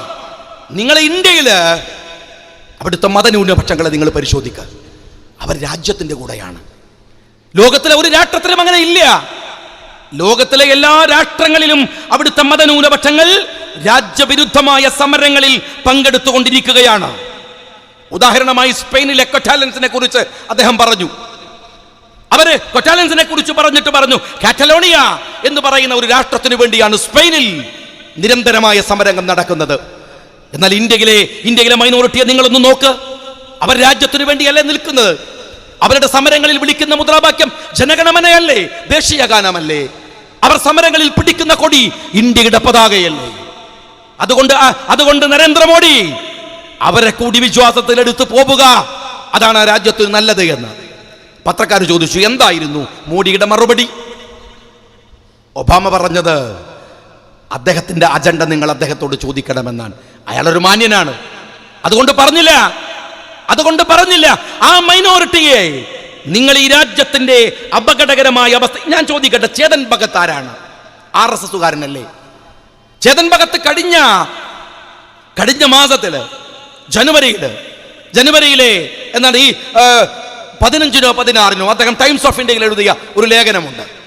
അതിനകത്ത് കൃത്യമായി അദ്ദേഹം പറയുന്നു, ഈ NRC പിൻവലിക്കണം, CAA പിൻവലിക്കണം. അദ്ദേഹം പറയുന്നത്, ഒരുപക്ഷെ നിങ്ങൾ NRC കൊണ്ടുവന്നാൽ, അതല്ലെങ്കിൽ നിങ്ങൾ NPR കൊണ്ടുവന്നാൽ അതൊരു കുഴപ്പമാകുമായിരുന്നില്ല രാജ്യം ഭരിക്കുന്നത് മൻമോഹൻ സിംഗ് ആണെങ്കിൽ. എന്നാൽ അമിത്ഷാ, നിങ്ങൾ ഈ രാജ്യത്തിൽ ഒരാൾക്കും നിങ്ങളെ വിശ്വാസമില്ല. നിങ്ങൾ കൊണ്ടുവന്ന നിയമം ഈ രാജ്യം വിശ്വാസത്തിലെടുക്കില്ല. ആദ്യം മാറേണ്ടത് നിയമമല്ല, നിങ്ങളാണ്. ആരാ പറയണത്? RSSന്റെ ചേതൻ ഭഗത്. എന്നിട്ട് അയാൾ പറയുന്ന ചില കണക്കുകളുണ്ട്. എന്താ കണക്കെന്നറിയുമോ? നിങ്ങൾ ഈ രാജ്യത്തിലെ മൈനോറിറ്റിയെ ഇന്ത്യയിൽ നിന്ന് മാറ്റാൻ ശ്രമിക്കുന്നു. ശരി, അങ്ങനെ മാറ്റുമ്പോൾ നിങ്ങൾ പറയുന്ന ന്യായം എന്താണ്? അവർ ഈ രാജ്യത്തിന്റെ GDPയെ തകർക്കുന്നു എന്നാണ്. അവർ ഈ രാജ്യത്തിന്റെ GDPയെ തകർക്കുന്നതിന്റെ എന്തെങ്കിലും ഒരു ഉദാഹരണം നിങ്ങൾ കാണിക്കാനാവില്ല അദ്ദേഹം പറയുന്നു. എന്നിട്ട് പറയുന്നു, എന്നാൽ രാജ്യത്തേക്ക് നുഴഞ്ഞു കയറിയവരാണ് GDP തകർക്കുന്നതെന്ന് വെക്കുക, എങ്കിൽ അതൊരു പരമാവധി 5% വരെയാണ്. എന്നാൽ അവരെ മാറ്റാൻ നിങ്ങൾ ഈ 150 കോടിയെ വെച്ച് നടത്തുന്ന എഫേർട്ട് ഈ രാജ്യത്തിന്റെ GDPയെ 100% തകർക്കും. ഇത് അസംബന്ധമാണ്. നിങ്ങൾ NRC കൊണ്ടുവരുമ്പോ അത് നിയമങ്ങൾ കടുത്തതാക്കിയാൽ ഫേക്ക് ഡോക്യുമെന്റുകൾ ഉണ്ടാക്കി അന്യരാജ്യത്ത് നിന്ന് തുഴഞ്ഞു കയറിയവൻ പൗരത്വം ഉണ്ടാക്കും. നിങ്ങൾ ഡോക്യുമെന്റുകൾ ലളിതമാക്കിയാലോ അവൻ ഈസി ആയിട്ട് പൗരത്വം വാങ്ങും. എന്നാൽ ഇതിന്റെ മിഡിൽ നിങ്ങൾ ഡോക്യുമെന്റുകൾ കൊണ്ടുവന്നാലോ സംഭവിക്കുന്നത് എന്താണെന്ന് അദ്ദേഹം പറയുന്നത്, അങ്ങനെ ചെയ്താൽ ഉദ്യോഗസ്ഥന്മാർക്ക് പണം കൊടുത്ത് ആളുകൾ ഡോക്യുമെന്റ് ഉണ്ടാക്കും എന്ന് പറഞ്ഞാൽ നിങ്ങൾ ചെയ്യുന്നത് അസംബന്ധമാണ്, അത് ചെയ്യരുത് എന്ന് അമിത്ഷയോട് പറയുന്നത് ചേതൻ ഭഗത് എന്ന് പറയുന്ന RSSന്റെ തലമുതിർന്ന ബുദ്ധിജീവി. എന്നിട്ട് അദ്ദേഹം പറഞ്ഞു, മിസ്റ്റർ അമിത്ഷാ, അവസാനിക്കുന്നത് ഇങ്ങനെയാണ് ലേഖനം. മിസ്റ്റർ അമിത്ഷാ, കോർ ഇഷ്യൂ എന്ന് പറയുന്നത് രാജ്യത്തിന്റെ എക്കണോമിയാണ്, അത് തകരുകയാണ്. നിങ്ങൾ ഇപ്പോൾ ശ്രദ്ധിക്കേണ്ടത് അത് തിരിച്ചു പിടിക്കാനുള്ള പ്രയത്നമാണ്. എന്ത് അസംബന്ധമാണ് നിങ്ങൾ ചെയ്യുന്നത് എന്ന് ഞാൻ വീണ്ടും ചോദിക്കുകയാണ്. ഇവിടെ കുറ്റ്യാടിയില് ഒക്കെ ചില കടകൾ അടച്ചുകൊണ്ട് ഒരു സമര രീതി ആരംഭിച്ചു കേരളത്തിൽ. BJP-കാരൻ പ്രസംഗിക്കാൻ വരുമ്പോ കടകൾ അടക്കുക. കടകൾ അടക്കുന്നു എന്നത് കട അടക്കുന്നവന്റെ സ്വാതന്ത്ര്യമാണ്. പക്ഷേ കട അടപ്പിക്കുന്നത് മുസ്ലിം ലീഗിനെ പോലെ ഒരു പാർട്ടി അതിനെ ഒരിക്കലും അംഗീകരിക്കുന്നില്ല. ബലമായി അങ്ങനെ ഒരു ബലാത്കാരം BJP-കാരനും ഇവിടെ സ്വാതന്ത്ര്യമുണ്ട്, അവന് പറയാൻ അവകാശമുണ്ട്, പറയട്ടെ. അവൻ എത്ര കാലമായി കേരളത്തിന് തെരുവിൽ നിന്ന് പറയാൻ തുടങ്ങിയിട്ട് എന്താ സംഭവിച്ചത് പറയട്ടെ. കടകൾ ബലമായി അടക്കരുത്, ഇത് ഗാന്ധിയൻ സമരമാണ്. ആ സമരത്തിന്റെ ടോണിനെ തിരിച്ചുവിടരുത്. പക്ഷേ ആ കടകൾ അടച്ചു പോയല്ലോ ഒരുപാട് സ്ഥലത്ത്, വളഞ്ഞവടിയിലടക്കം. അതിനെ നിങ്ങൾ വലിയ ഇന്റർനാഷണൽ ഇഷ്യൂ ആക്കിയല്ലോ. ഞാൻ നിങ്ങളോട് ചോദിക്കുന്നത്, അങ്ങനെ ബഹിഷ്കരിക്കുന്നതിനെ ഒരു ഇന്റർനാഷണൽ ഇഷ്യൂ ആക്കാൻ, ഒരു വിഷയമാക്കാൻ നിങ്ങൾക്ക് എന്താ അവകാശം? നിങ്ങൾക്ക് എന്താ അവകാശം? നിങ്ങൾ ദീപിക പട്കോൺ JNU-ൽ പോയി അവരുടെ ചപ്പക്ക് എന്ന് പറയുന്ന സിനിമ വന്നപ്പോ ഈ സംഘ് പരിവാര ഭ്രാന്തന്മാർ ഇറങ്ങിയിട്ട് പറഞ്ഞത് അത് ബഹിഷ്കരിക്കണമെന്നാണ് അല്ലേ? അതിന് ന്യായം എന്താണ്? നിങ്ങൾ കുട്ടികളോട് ചോദിക്കുക, ആരാണ് ക്യാപ്റ്റൻ കൂൾ? അവര് പറയും ധോണിയാണ്, ഇന്ത്യൻ ക്രിക്കറ്റിന്റെ ഇതിഹാസമായ ധോണി, സൗമ്യനായ ധോണി. ആ ധോണിയുടെ BCCയുടെ എഗ്രിമെന്റ് നിങ്ങൾ എന്താ പുതുക്കി കൊടുക്കാത്തത്? എന്താ കൊടുക്കാത്തത്? ഛത്തീസ്ഗഡിൽ നിങ്ങളുടെ തെരഞ്ഞെടുപ്പ് പ്രചരണത്തിന് പോകാൻ പറഞ്ഞപ്പോ പറ്റില്ല എന്ന് പറഞ്ഞു. നിങ്ങളുടെ അഭിപ്രായം എന്താണ്? മൈക്രോസോഫ്റ്റിന്റെ സത്യാനടയില ഇന്ത്യയിലേക്ക് വന്നപ്പോ ആ സത്യാനടയിലെ നിങ്ങൾ ബഹിഷ്കരിച്ചില്ലേ? എന്നാ പിന്നെ കുറച്ച് ഉളുപ്പുമാനം ഉണ്ടെങ്കിൽ ആ ട്വിറ്ററും ഫേസ്ബുക്കും കൂടി ഒന്ന് ബഹിഷ്കരിക്കുക, എന്നാൽ ഈ രാജ്യം രക്ഷപ്പെടും. RSSകാരൻ അതോട് ബഹിഷ്കരിക്കും, അത് ബഹിഷ്കരിക്കും. അതില്ല. നിങ്ങൾ ആമസോണിന്റെ നേതാവ്, അതിന്റെ ക്യാപ്റ്റൻ, അതിന്റെ ഉടമ ഇന്ത്യയിലേക്ക് വന്നപ്പോ അദ്ദേഹത്തെയും ബഹിഷ്കരിക്കാൻ നിങ്ങൾ പോയി. ജോഷോഗി വന്നപ്പോ 1 മില്യൺ ആളുകൾക്ക് തൊഴിൽ കൊടുക്കുമെന്ന് പറഞ്ഞ ആമസോണിനെ നിങ്ങൾ ബഹിഷ്കരിച്ചു. പിന്നെ നിങ്ങൾ എങ്ങനെയാണ് ബഹിഷ്കരണത്തെ കുറിച്ച് പറയാ? എങ്ങനെയാ പറയാ? നിങ്ങൾക്കൊരു സംവാദത്തിന്റെ മുമ്പിൽ നിൽക്കാനുള്ള കഴിവില്ല. ഞാൻ എൻ്റെ പ്രിയപ്പെട്ട യൂത്ത് ലീഗുകാരോട്, ജനാധിപത്യ വിശ്വാസികളോട് പറയട്ടെ, ഈ സമരത്തിന്റെ മുമ്പിൽ നിൽക്കുമ്പോ ഒന്ന് നിങ്ങൾ ആദ്യം ഉറപ്പിക്കണം, അത് ഭയപ്പെടരുത് എന്നാണ്. ഭയപ്പെടരുത്. നിങ്ങളെ ഭയപ്പെടുത്താനാണ് ഫാഷിസം ശ്രമിക്കുന്നത്. നിങ്ങൾ ഭയപ്പെടാതിരുന്നാൽ ഫാഷിസം തോൽക്കുകയും നമ്മൾ ഭയപ്പെട്ടാൽ ഫാഷിസം ജയിക്കുകയും ചെയ്യും. അല്ലെങ്കിൽ എന്തിനാ ഭയപ്പെടുന്നത്? എല്ലാവരിലും ഭയമുണ്ടാക്കുന്നു. ഇത് അപകടമാണ്, ഇത് അപകടമാണ്. വീട്ടമ്മമാരിൽ ഭയമുണ്ടാക്കുന്നു. അതിന്റെ ഒരു അപകടം നിങ്ങൾക്കറിയുമോ? മുസ്ലിം ലീഗ് രാഷ്ട്രീയ പാർട്ടി കേരളത്തിൽ പടുത്തുയർത്തിയ ഒരു ജനാധിപത്യ ബോധത്തിന്റെ സയൻസ് ഉണ്ട്. അതെന്താണെന്നറിയുമോ? ഭയപ്പെട്ടു നിൽക്കുന്ന ഈ തെരുവുകളിലെ, ഗ്രാമങ്ങളിലെ മുസ്ലിങ്ങൾക്കരികിലേക്ക് ലീഗ് വന്നു. CH മുഹമ്മദ് കോയ സാഹിബ് അവരോട് സംസാരിച്ചു മനോഹരമായ വാഗ്ദോരണിയിൽ. അദ്ദേഹം പറഞ്ഞു, നിങ്ങൾ പേടിക്കരുത്, നിങ്ങളുടെ മണ്ണാണിത്. എന്തിനാ അന്നങ്ങനെ പറഞ്ഞത് എന്ന് കുട്ടികൾക്ക് സംശയം ഉണ്ടായിരുന്നോ? ഇപ്പൊ ഉണ്ടാവില്ല. ഇടക്കാലത്ത് അന്ന് ഈ രാജ്യത്ത് നിന്ന് നമ്മെ കയറ്റി അയക്കാൻ പാകിസ്ഥാന്റെ വണ്ടി ഏതു നട്ടപ്പാതരയാണ് വീട്ടിന്റെ മുമ്പിൽ വന്ന് നിർത്തുകയെന്ന് വേപ്പതുപോട് കരുതിയിരുന്ന ഒരു ജനതയുടെ മുമ്പിലാണ് ലീഗ് അവതരിച്ചത്. അവിടെ ലീഗ് പറഞ്ഞത്, ആരും എവിടേക്കും പോവില്ല, ഇത് നമ്മുടെ മണ്ണാണ്, നമ്മൾ നേടിയെടുത്ത സ്വാതന്ത്ര്യമാണിത്. സംശയമുള്ളവർ ഈ മണ്ണെടുത്തൊന്ന് മണത്ത് നോക്ക്, നിന്റെ പിതാമഹന്റെ ചോരയുടെ മണം അതിനകത്തുണ്ട്. അതുകൊണ്ട് ഇവിടെ ജീവിക്കുമെങ്കിൽ അതിജീവിക്കും. അങ്ങനെ ഒരു അതിജീവനത്തിന്റെ ചരിത്രമാണ് കേരളത്തിലെ, ഇന്ത്യയിലെ മുസ്ലിം ചരിത്രം എന്ന് പറയുന്നത്. ഭയപ്പെട്ടിരുന്നെങ്കിൽ അന്ന് അവസാനിക്കുമായിരുന്നു. പ്രവാചകൻ സല്ലല്ലാഹു അലൈഹി വസല്ലം തങ്ങളുടെ ഏറ്റവും ശക്തമായ ഒരു ഹദീസ് ഉണ്ട്. അതിങ്ങനെയാണ്: നിങ്ങൾ ഇബാദത്ത് ചെയ്യുമ്പോൾ നാളെ മരിക്കുമെന്ന് നിങ്ങൾ വിചാരിക്കണം. പ്രാർത്ഥിക്കുമ്പോൾ നാളെ മരിക്കുമെന്ന് വിചാരിക്കണം. അതെന്തിനാ അറിയോ? നമുക്കൊക്കെ അറിയാം, നമ്മളൊക്കെ സാധാ മനുഷ്യന്മാരല്ലേ. നിസ്കരിക്കാൻ കൈയെട്ടിയാലാണ് ഓർമ്മ പോയി എല്ലാ കണക്കും നമുക്ക് ഓർമ്മ വരിക. കിട്ടാനുള്ള പൈസയും കൊടുക്കാനുള്ള പൈസ ഒക്കെ അപ്പോഴാണ് ഓർമ്മ വരിക.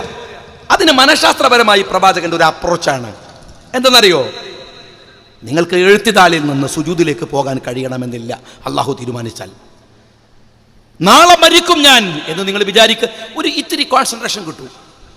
അതേ പ്രവാചകൻ പറഞ്ഞു, നിങ്ങൾ കൃഷി ചെയ്യുമ്പോൾ, ഒരു മരം നടുമ്പോൾ നിങ്ങൾ ഒരുപാട് കാലം ജീവിച്ചിരിക്കുമെന്ന് വിചാരിക്കണം.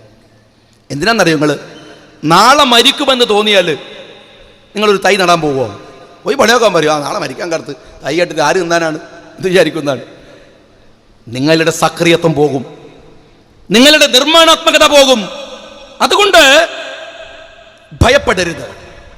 ഭയപ്പെട്ടാൽ തകരും. മുഅ്മിൻ എന്ന് പറയുന്നതിന്റെ അർത്ഥം എന്താണ്? നിർഭയൻ എന്നാണ്. എനിക്ക് അതിശയം തോന്നാറുണ്ട്.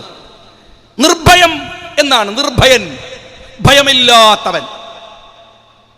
അതല്ലാതെ പേടിച്ചിട്ട് കാണുന്ന മതിലും ചങ്ങലയിലൊക്കെ കയറി നിന്നാലേ പിന്നെ ഗതിക്കേണ്ടി വരും.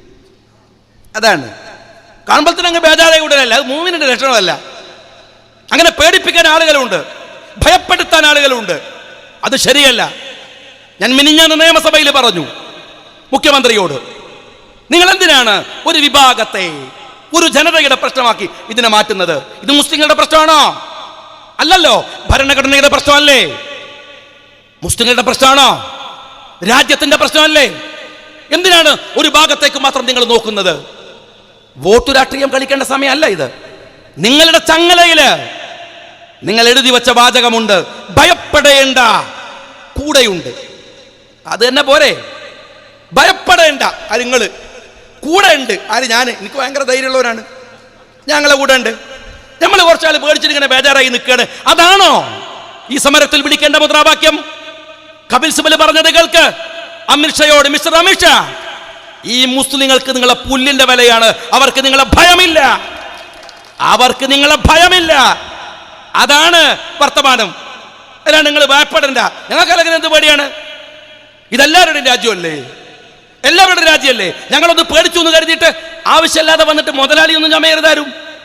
മനസ്സിലായില്ലേ? ഞങ്ങള് ഒരു ചെറിയ ഇഷ്യൂ ഉണ്ട്, അതിനെ ഈ രാജ്യത്തിലെ ജനങ്ങൾ ഒരുമിച്ചാണ് നേരിടുന്നത്. ഇവിടുത്തെ ഹിന്ദു, ഇവിടുത്തെ മുസ്ലിം, ഇവിടുത്തെ ക്രിസ്ത്യാനി, ഇന്ത്യ ഒറ്റക്കെട്ടായി. അവര് തുരത്തും ഈ രാജ്യത്തിലെ ശത്രുക്കളെ, അവര് തുരത്തും. അതിനിടയിൽ അങ്ങനെ വന്ന് മുതലാളിയായിട്ട് തോള് കൈയിട്ടിട്ട് മുതലാളി ചമയരുത്. ഞാൻ പറയാണ്, എല്ലാവർക്കും വേണ്ട മണ്ണാണ്. അങ്ങനെ ആരുടെയെങ്കിലും ഔദാര്യത്വത്തിൽ കിട്ടേണ്ടതല്ല ഇന്ത്യയുടെ പൗരത്വം എന്ന് പറയുന്നത്. അത് ഞങ്ങളുടെ ജന്മാവകാശമാണ്, ഞങ്ങളുടെ ജന്മാവകാശമാണ്. ഞങ്ങൾ പൊരുതി വാങ്ങിയതാണ്. പിണറായി വിജയൻ പറഞ്ഞിട്ടുണ്ടോ? നിങ്ങൾ കാണ്, ഇന്ന് മാതൃഭൂമി മീഡിയ വൺ അതിന്റെ സ്റ്റോറി ചെയ്തിട്ടുണ്ട്. നിങ്ങൾ കാണ്. മുഖ്യമന്ത്രി ഉത്തരം പറഞ്ഞില്ല. അരി എത്ര? ചോദ്യം അതാണ്. ഉത്തരം പറഞ്ഞത് സെൻസസിൽ NPR ഇല്ല എന്നാണ്. എന്താ ചോദിച്ചത്? എന്താ പറഞ്ഞത്? ഞാൻ ചോദിച്ചത് ഡിറ്റൻഷൻ സെന്ററിനെ കുറിച്ചാണ്, ഉത്തരം പറഞ്ഞത് സെൻസസിനെ കുറിച്ചാണ്. എങ്കിൽ സെൻസസിനെ കുറിച്ച് ഞാൻ ചോദിക്കാം. ഞാൻ അടിയന്തര പ്രമേയം കൊണ്ടുവന്നല്ലോ നിയമസഭയിൽ. ഞാൻ പറയുന്നത്, നിങ്ങൾ ശുദ്ധമായ കള്ളത്തരം കളിക്കുകയാണ്. എന്താ കാര്യം എന്ന് കൂടെ ആദ്യം പറയാം. പിണറായി വിജയൻ സഖാവിന്റെ വാല് BJP ഗവൺമെന്റിന്റെ അമ്മിക്കടിയിലാണ്, ഒരു സംശയമില്ല. കാരണം എന്താ അറിയോ? നിങ്ങള് DKയെ അറസ്റ്റ് ചെയ്തു. ഇവർക്ക് കണ്ണും ചെവിയില്ലാത്തവരാണ്, കേന്ദ്രം ഭരിക്കുന്ന എല്ലാവർക്കും അറിയാം. DKനെ അറസ്റ്റ് ചെയ്തു. ചിദംബരത്തെ അറസ്റ്റ് ചെയ്തു. ഇവരെ അറസ്റ്റ് ചെയ്യാൻ യാതൊരു മടി ഉണ്ടാവില്ല. പിണറായിനെ അറസ്റ്റ് ചെയ്തു. ആ ഒറ്റ ലാവലിംഗ് കേസ് മതി, പൂട്ടേണ്ട സമയം കഴിഞ്ഞു. പക്ഷേ അയാളെ മുമ്പിൽ നിർത്തിയിട്ട് നിങ്ങൾ ഗിമ്മിക്ക് കളിപ്പിക്കുന്നു അദ്ദേഹത്തെ കൊണ്ട്. ഈ കേസിന്റെ പേരിൽ നിങ്ങൾ ഗവർണറുമായി കോംപ്രമൈസ് ചെയ്യിപ്പിച്ചു. നിങ്ങൾ അതിന്റെ മറവിൽ നിങ്ങൾ ഡിറ്റൻഷൻ സെന്റർ തുടങ്ങുകയാണ്, അതിന്റെ മറവിൽ നിങ്ങൾ NPR തുടങ്ങുകയാണ്. എന്റെ ചോദ്യം വീണ്ടും ഞാൻ ആവർത്തിക്കട്ടെ, ഇതാണ്: സെൻസസും NPRും തമ്മിൽ എന്താ വ്യത്യാസം എന്ന് മുഖ്യമന്ത്രി ഒന്ന് പറഞ്ഞു തന്നെ. നിങ്ങൾ പഠിക്കു കുട്ടികളെ. പണ്ടത്തെ പോലത്തെ കാലമല്ലോ. പണ്ട് ചൈനയിലേക്ക് നോക്കുന്ന മേപ്പെട്ട് നോക്കണം. ഇപ്പൊ അതൊന്നല്ല. നിങ്ങൾ അപ്പം തന്നെ ചൈന അടിച്ചു നോക്കിയാൽ മതി, അപ്പം മനസ്സിലാവും. കാലം മാറിയിട്ട് നിങ്ങൾ പഠിക്ക്. ഞാൻ ചോദിക്കുന്നത് എന്താ NPR, എന്താ NSS, സെൻസസ്? NPR എന്ന് പറയുന്നത് മൂവ് ചെയ്യുന്ന ഒരു സാധനമല്ല. കണക്കെടുക്കാൻ വന്നാന്ന് പറഞ്ഞു ഒരുത്തനും വരില്ല. എങ്ങനെ വരികയെന്നറിയോ നിങ്ങള്? സെൻസസ് എടുക്കാൻ എന്ന് പറഞ്ഞാണ്. NPR ഒരു സ്ഥലത്ത് നിൽക്കും, അത് എല്ലാ വിവരങ്ങളും അബ്സോർബ് ചെയ്യും, അതിങ്ങനെ ശേഖരിക്കും. അത് മൂവ് ചെയ്യില്ല. മുഖ്യമന്ത്രി പറയുന്നത് NPR നടക്കില്ല, സെൻസസ് നടക്കുമെന്നാണ്. ഇതെന്തൊരു തോന്നിയാതാണ്? NPR നടക്കൂല, അങ്ങക്കറിയാം നടക്കൂല, ഇരിക്കുള്ളൂ. സെൻസസ് നടക്കും, അതന്നെയാണ് കറക്റ്റ് വേർഡ്. NPR നടക്കൂല, കാരണം NPR അവിടെ നിൽക്കും. സെൻസസ് നടക്കും, എന്നിട്ടോ നടന്നു വന്നിട്ട് സാധനം വിവരം NPR-ന് കൊടുക്കും. അതാണ് പ്രശ്നം. നിങ്ങൾ ഈ സെൻസസിൽ നിന്ന് ചോദ്യം മാറ്റി എന്ന് പറഞ്ഞു. ഇനി മറ്റൊന്ന് കൂടി ചോദിക്കട്ടെ. NPR-ന്റെയും സെൻസസിന്റെയും അതിന്റെ ഓർഡർ വന്നത് വേറെ വേറെ നമ്പറിലാണോ മുഖ്യമന്ത്രി? അല്ല, ഒറ്റ റിപ്പോർട്ടിൽ, ഒറ്റ ഓർഡറിൽ. അറിയോ നിങ്ങള്? ഒരൊറ്റ ഓർഡറിലാണ് സെൻസസിന്റെയും NPR-ന്റെയും ഓർഡർ കേരളത്തിന് കൈപ്പറ്റിയത്. അതെന്ന് മുഖ്യമന്ത്രി പറയാണ് ആ സാധനം എടുക്കൂല.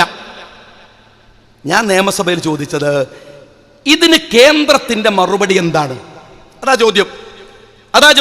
അതിന് ഉത്തരമില്ല. അതിനെന്താ കേന്ദ്രത്തിന്റെ മറുപടി എന്താണ്? മറുപടി ഇല്ല. ഞങ്ങൾ കത്തയച്ചിട്ടുണ്ട്. നിങ്ങൾ ഇങ്ങനെ പ്രേമ കത്തയച്ച് കളിച്ചാൽ മതി. ഇത് രാജ്യം കൂട്ടിച്ചോറാണ്, കേസാണ്. നിങ്ങൾ കത്തയച്ചു, മറുപടി പറയും. എന്താ പ്രധാനമന്ത്രി തന്ന മറുപടി? എന്താ ആഭ്യന്തര വകുപ്പ് എന്ന മറുപടി? എന്താ സെൻസസ് കമ്മീഷൻ തന്ന മറുപടി? ഒരു മറുപടിയുമില്ല. ഞാൻ മുഖ്യമന്ത്രിയോട് പറഞ്ഞു, അങ്ങയുടെ നിസ്സഹായ അവസ്ഥ ഞങ്ങൾക്ക് മനസ്സിലാവും. കാരണം ഇതൊരു ഫെഡറൽ സിസ്റ്റം ഉള്ള രാജ്യമാണ്. ഒരു ഫെഡറൽ സിസ്റ്റത്തിനകത്ത് നിങ്ങൾക്കൊരു സ്റ്റേറ്റിന് പരിമിതിയുണ്ട്. NPR-ൽ നമുക്കൊന്നും ചെയ്യാനാവില്ല. നമുക്ക് ഈ രാജ്യത്തിലെ NRC-യിൽ ഒന്നും ചെയ്യാനാവില്ല. ഈ രാജ്യത്തിലെ CAA-യിൽ നമുക്ക് മാത്രം ഒരു നിയമം ഉണ്ടാക്കാൻ കഴിയില്ല. വസ്തുതയാണ് മുഖ്യമന്ത്രി. പക്ഷേ NPR-ന്റെ ഞാൻ കൊടുക്കില്ല. ആ മമതാ ബാനർജി കൊടുക്കില്ല എന്ന് പറഞ്ഞപ്പോ നിങ്ങൾ കൊടുക്കില്ല എന്ന് പറഞ്ഞില്ല. നിങ്ങൾ ഇതിന് വിളിച്ച മീറ്റിംഗിൽ പോയി ഡൽഹിയിൽ. മമതാ ബാനർജി പോയില്ല. നിങ്ങൾ ആ മീറ്റിംഗിൽ പങ്കെടുത്തു. മുഖ്യമന്ത്രി സഭയെ തെറ്റിദ്ധരിപ്പിച്ച് നുണ പറഞ്ഞു. എന്താ നുണന്നറിയോ? ഞങ്ങൾ അവിടെ വിയോജനക്കുറിപ്പ് എഴുതിയിട്ടില്ല. കളവാണ്. ഞങ്ങൾ വിവരാവകാശത്തിന് കൊടുത്തിട്ടുണ്ട്. അത് വരട്ടെ. കൊടുത്തിട്ടില്ല. ഒരു പത്രത്തിൽ പോലും നിങ്ങൾ പറഞ്ഞിട്ടില്ല. നിങ്ങൾ ഇതിന്റെ മറവില് രാഷ്ട്രീയം കളിക്കുകയാണ് വളരെ കൃത്യമായി. ഇത് അപകടമാണ്. ഞാൻ എൻ്റെ പ്രിയപ്പെട്ട സഹോദരന്മാരോട് പറയുന്നത്, ഇതിലെ രാഷ്ട്രീയത്തെ നിങ്ങൾ തിരിച്ചറിയണം. ഇതിനിടയിൽ രാഷ്ട്രീയം മറക്കരുത്. ഞാൻ ആദ്യമേ പറഞ്ഞു, രാഷ്ട്രീയം മറന്നാൽ തീർന്നു എല്ലാം. രാഷ്ട്രീയമാണ് അടിസ്ഥാന ഘടകം. ഇതിനെന്താ പരിഹാരം? അതുമാണല്ലോ ആലോചിക്കുക. ബുദ്ധിയുള്ള സമൂഹം ആലോചിക്കേണ്ട ഒരു കാര്യം എന്താണെന്ന് വെച്ചാൽ, വെറുതെ എങ്ങനെ വന്നിട്ട് KM ഷാജി പ്രസംഗിക്കുക, സാദിഖ് അലി പ്രസംഗിക്കുക, റഷീദ് പ്രസംഗിക്കുക എന്നൊക്കെ പറഞ്ഞ് ഒരാൾ പ്രസംഗിച്ച് പോക്കല്ലോ. പ്രസംഗിക്കുമ്പോൾ അതിനപ്പുറത്തൊരു വസ്തുത ഉണ്ട്. ഇതെന്ന് പരിഹാരം വേണ്ടേ? എന്താ പരിഹാരം? പരിഹാരം രാഷ്ട്രീയമാണ്. എന്താ കാരണം ഉണ്ടായത് നിങ്ങൾ ആലോചിക്കുക. CAA കൊണ്ടുവന്നു എന്ന് വെച്ചാൽ പൗരത്വ ബില്ല് കൊണ്ടുവരികയും അത് ആക്ട് ആക്കുകയും ചെയ്തു. എവിടെന്ന്? മാലാകമാർ ആകാശത്തു നിന്ന് ഇറങ്ങി വന്ന് ഇന്ത്യയിൽ CAA ഉണ്ടാക്കിയതാണോ? അല്ല, ഇന്ത്യയുടെ പാർലമെന്റിലാണ് അത് ഉണ്ടാക്കിയത്. പാർലമെന്റിന് 2 സഭയുണ്ട്. ഒന്ന് രാജ്യസഭ, ഒന്ന് ലോകസഭ. ഈ 2 സഭയിലും ഭൂരിപക്ഷം ഉണ്ടാകണം. അപ്പൊ എന്താ ഇത് ചെയ്യേണ്ടത്? തെരുവിൽ നടക്കുന്ന രാഷ്ട്രീയ സമരങ്ങളെ മുഴുവൻ സ്വാംശീകരിച്ചെടുത്ത് അതിനെ ഒരു ജനാധിപത്യ കരുത്താക്കി മാറ്റി ഇന്ത്യൻ പാർലമെന്റിലേക്ക് ആളുകളെ പറഞ്ഞയക്കുക. അവിടെ ഈ BJP-യെ തോൽപ്പിക്കാനുള്ള കരുത്ത് പാർലമെന്റിൽ ഉണ്ടാവുക. ഈ കൊണ്ടുവന്ന CAA റദ്ദ് ചെയ്യുകയും രാജ്യത്തിന്റെ തനിമയെ വീണ്ടെടുക്കുകയും ചെയ്യുക. ഇതാണല്ലോ പരിഹാരം. ശരി, ഇതാണ് പരിഹാരം. അതാണ് പരിഹാരമെങ്കിൽ ഇങ്ങനെ ഒരു പരിഹാരത്തിന് വേണ്ടി ഞങ്ങൾ ശ്രമിക്കുകയാണ്. അങ്ങനെ ശ്രമിക്കുമ്പോൾ ബഹുമാന്യനായ സഖാവ് പിണറായി വിജയന്റെ പണി എന്താണ്? അത് പറ്റൂല. രാഹുൽ ഗാന്ധി, അമുൽ ബോബിയൻ, കോൺഗ്രസ് വരാൻ പറ്റൂല, ഞങ്ങൾ ശരിയാക്കിക്കാളൂ. പിന്നെ എങ്ങനെയുള്ള ചങ്ങായി ഈ രാജ്യം നന്നാവുക? നിങ്ങളിങ്ങനെ ശരിയാക്കിയല്ലേ BJP വന്നത് അല്ലേ? ശരിയാക്കി നിങ്ങൾ തീർന്നു പോയില്ലേ? നിങ്ങൾ എന്താ പറയുന്നത്? പിണറായി വിജയൻ പറഞ്ഞ എന്താണ്? ഇത് സുരക്ഷിത കോട്ടയാണ്. ഏത്? കേരളയിൽ ഇത് സുരക്ഷിത കോട്ടയാണ്. ഞാൻ ചോദിക്കട്ടെ, ഇതുപോലൊരു സുരക്ഷിത കോട്ട ബംഗാളിലില്ലായിരുന്നോ? ആ കോട്ട ഇപ്പം എവിടെയാണ്? അവിടെ നിങ്ങൾ സുരക്ഷിതരല്ല. കണ്ട നാട്ടുകാർ ചെവിക്കുറ്റി കടിക്കും ബംഗാളിൽ. അത് ഞങ്ങൾ CPM സുരക്ഷിതരല്ല. നിങ്ങൾ സുരക്ഷിത കോട്ട എവിടെ? ത്രിപുര. അടുത്ത സ്ഥിതി എന്താ? ഇപ്പോൾ അങ്ങോട്ട് പോണ വിസ വേണം. ഇവിടെ ഇപ്പോൾ KMCC ആൾക്കാർ ഇരിക്കുന്നുണ്ട്. ഇവിടെ എന്താ ഡൽഹിക്കൊക്കെ ഉണ്ട്. ഇവരൊക്കെ വിദേശത്ത് പോകുന്ന ആൾക്കാരാണ്. നിങ്ങളൊന്ന് പോയി നോക്ക്. നിങ്ങൾക്ക് ഇന്തോനേഷ്യ, ലോകത്തിലെ 10-36 രാജ്യങ്ങളിൽ ഇറങ്ങാൻ വിസ വേണ്ട. വിസ വേണ്ട. അറിയാം ഞങ്ങൾ ഇപ്പൊ ഖത്തറിൽ പോകാൻ വിസ വേണ്ട. ഗൾഫിൽ സൗദി റിലാക്സ് ചെയ്യുന്നു വിസ നിയമങ്ങൾ. UAE 10 വർഷത്തേക്കുള്ള വിസ ഒക്കെ കൊടുക്കുകയാണ്. ഇവിടെ രാജ്യം മുഴുവൻ റിലാക്സ് ചെയ്യാണ്. പക്ഷെ നിങ്ങളെ ത്രിപുര ഉണ്ടല്ലോ, പഴയ സ്വർഗത്തിൽ, അവിടെ പോണ വിസ വേണം. വിവരം അറിഞ്ഞിട്ടില്ല സഖാക്കൾ, വിവരം അറിഞ്ഞിട്ടില്ല. ഇന്റർലൈൻ പെർമിറ്റ് എന്ന് പറയും. മോഡി അതും ചെയ്തു. ഇന്ത്യയിലെ 7ഓളം സ്റ്റേറ്റുകൾക്കകത്തേക്ക് ഇനി ഈ ചാവക്കാട്ടുകാരൻ, നിങ്ങൾ ലോകം മുഴുവൻ വ്യാപിച്ചു കിടക്കുന്ന പ്രവാസികളുടെ നാടല്ലേ ഈ ചാവക്കാട് എന്ന് പറയുന്നത്. നിങ്ങളൊന്ന് പോയി നോക്ക്. ലോകത്തേടെയും പോകാം. പക്ഷെ മോഡിന്റെ ത്രിപുരയിൽ, ഇന്ത്യയിൽ പോണെങ്കിൽ ത്രിപുര പോണ വിസ വേണം. നിങ്ങളെ സ്വർഗരാജ്യം അത്. അതുകൊണ്ട് വെറുതെ ബടായി പറഞ്ഞിട്ട് എന്നിട്ട് പറയാണ് മുസ്ലിങ്ങളെ നിങ്ങൾ പേടിക്കണ്ട, ഞാൻ ഉള്ളിടത്തോളം കാലം. നിങ്ങളങ്ങ് മരിച്ചുപോയ ഞങ്ങൾ എന്ത് ചെയ്യും? പിണറായി വിജയ അറിയാൻ ചോദിക്കുകയാണ്. നിങ്ങൾ ഉള്ളിടത്തോളം എന്തൊരു വിഡിത്താ നിങ്ങൾ ഈ പറയണത്? ഒരു രാഷ്ട്രീയം സംസാരിക്കേണ്ടത് അതാണോ? നിങ്ങളിപ്പോ ചോദിക്കണില്ലേ രാഹുൽ ഗാന്ധി എവിടെ? എടോ, രാഹുൽ ഗാന്ധി ഉണ്ടായിരുന്നു ഇവിടെ തന്നെ, ഇപ്പോഴും ഉണ്ട്. 2 കൊല്ലം ആ മനുഷ്യൻ ഇന്ത്യയുടെ തെരുവുകൾ മുഴുവൻ കറങ്ങി, എല്ലായിടത്തും പോയി.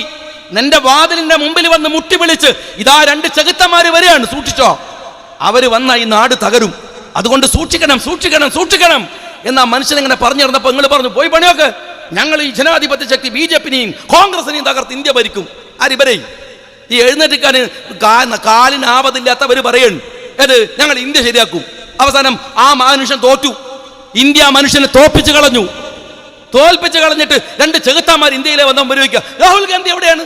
സൗര്യല്ലേ പറഞ്ഞു തരാൻ? സൗര്യല്ല, സമയമുള്ളപ്പം വന്നോളൂ. നിങ്ങൾ ആരോട് ചോദിക്കാൻ? നിങ്ങൾക്ക് എന്താ അർഹതയുള്ളത്? ഞാൻ പറയണത് രാജ്യത്തിലെ ജനാധിപത്യത്തെ കരുപ്പിടിപ്പിക്കേണ്ട ഘട്ടത്തിൽ നിങ്ങളത് ഭിന്നിപ്പിക്കാൻ നടന്നു. രാജ്യത്തെ BJP-യെ ഒതുക്കാൻ വന്ന രാഷ്ട്രീയത്തെ നിഷ്കാസനം ചെയ്യാൻ നിങ്ങൾ രാജ്യത്തിറങ്ങി. എന്നിട്ട് ഇവിടുത്തെ മുസ്ലിം കമ്മ്യൂണിറ്റിയോടുള്ള സ്നേഹത്തിന്റെ ഊക്ക് നിങ്ങൾ കാണണം. ഇവിടെ ഒരു ഭാഗത്ത് ഈ പൗരത്വ പ്രശ്നമായിട്ട് നമ്മളിങ്ങനെ ബേജാറായി നടക്കുന്നതാണ് ഇവരെ വിചാരം. വേറെ ഒന്നും ശ്രദ്ധിക്കൂലല്ലോ. നിങ്ങൾക്കറിയുമോ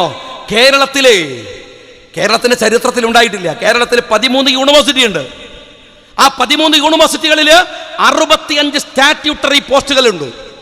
ആ സ്റ്റാറ്റ്യൂട്ടറി പോസ്റ്റുകളിൽ ഗവൺമെന്റിന്റെ ഇംഗിതത്തിനനുസരിച്ച് വെക്കലാണ്. മാറി മാറി വരുന്ന ഗവൺമെന്റ്. എന്നാലും ഏത് ഗവൺമെന്റ് വന്നാലും ഇവിടുത്തെ സാമുദായിക പരിരക്ഷ അവിടെയൊക്കെ കൊടുക്കും, അവിടെയൊക്കെ ഉണ്ടാവും എല്ലാ കാലത്തും. എന്നാൽ ഇന്നത്തെ കേരളത്തിന്റെ 13 യൂണിവേഴ്സിറ്റികളെ അവസ്ഥ അറിയോ നിങ്ങൾക്ക്? ഒരു മുസ്ലിം, ഒരു ദളിതൻ, ഒരു ഈഴവൻ, ബാക്കി വരുന്നത് മുഴുവനും ഭൂരിപക്ഷവും മറ്റ് സവർണ സമുദായങ്ങൾ.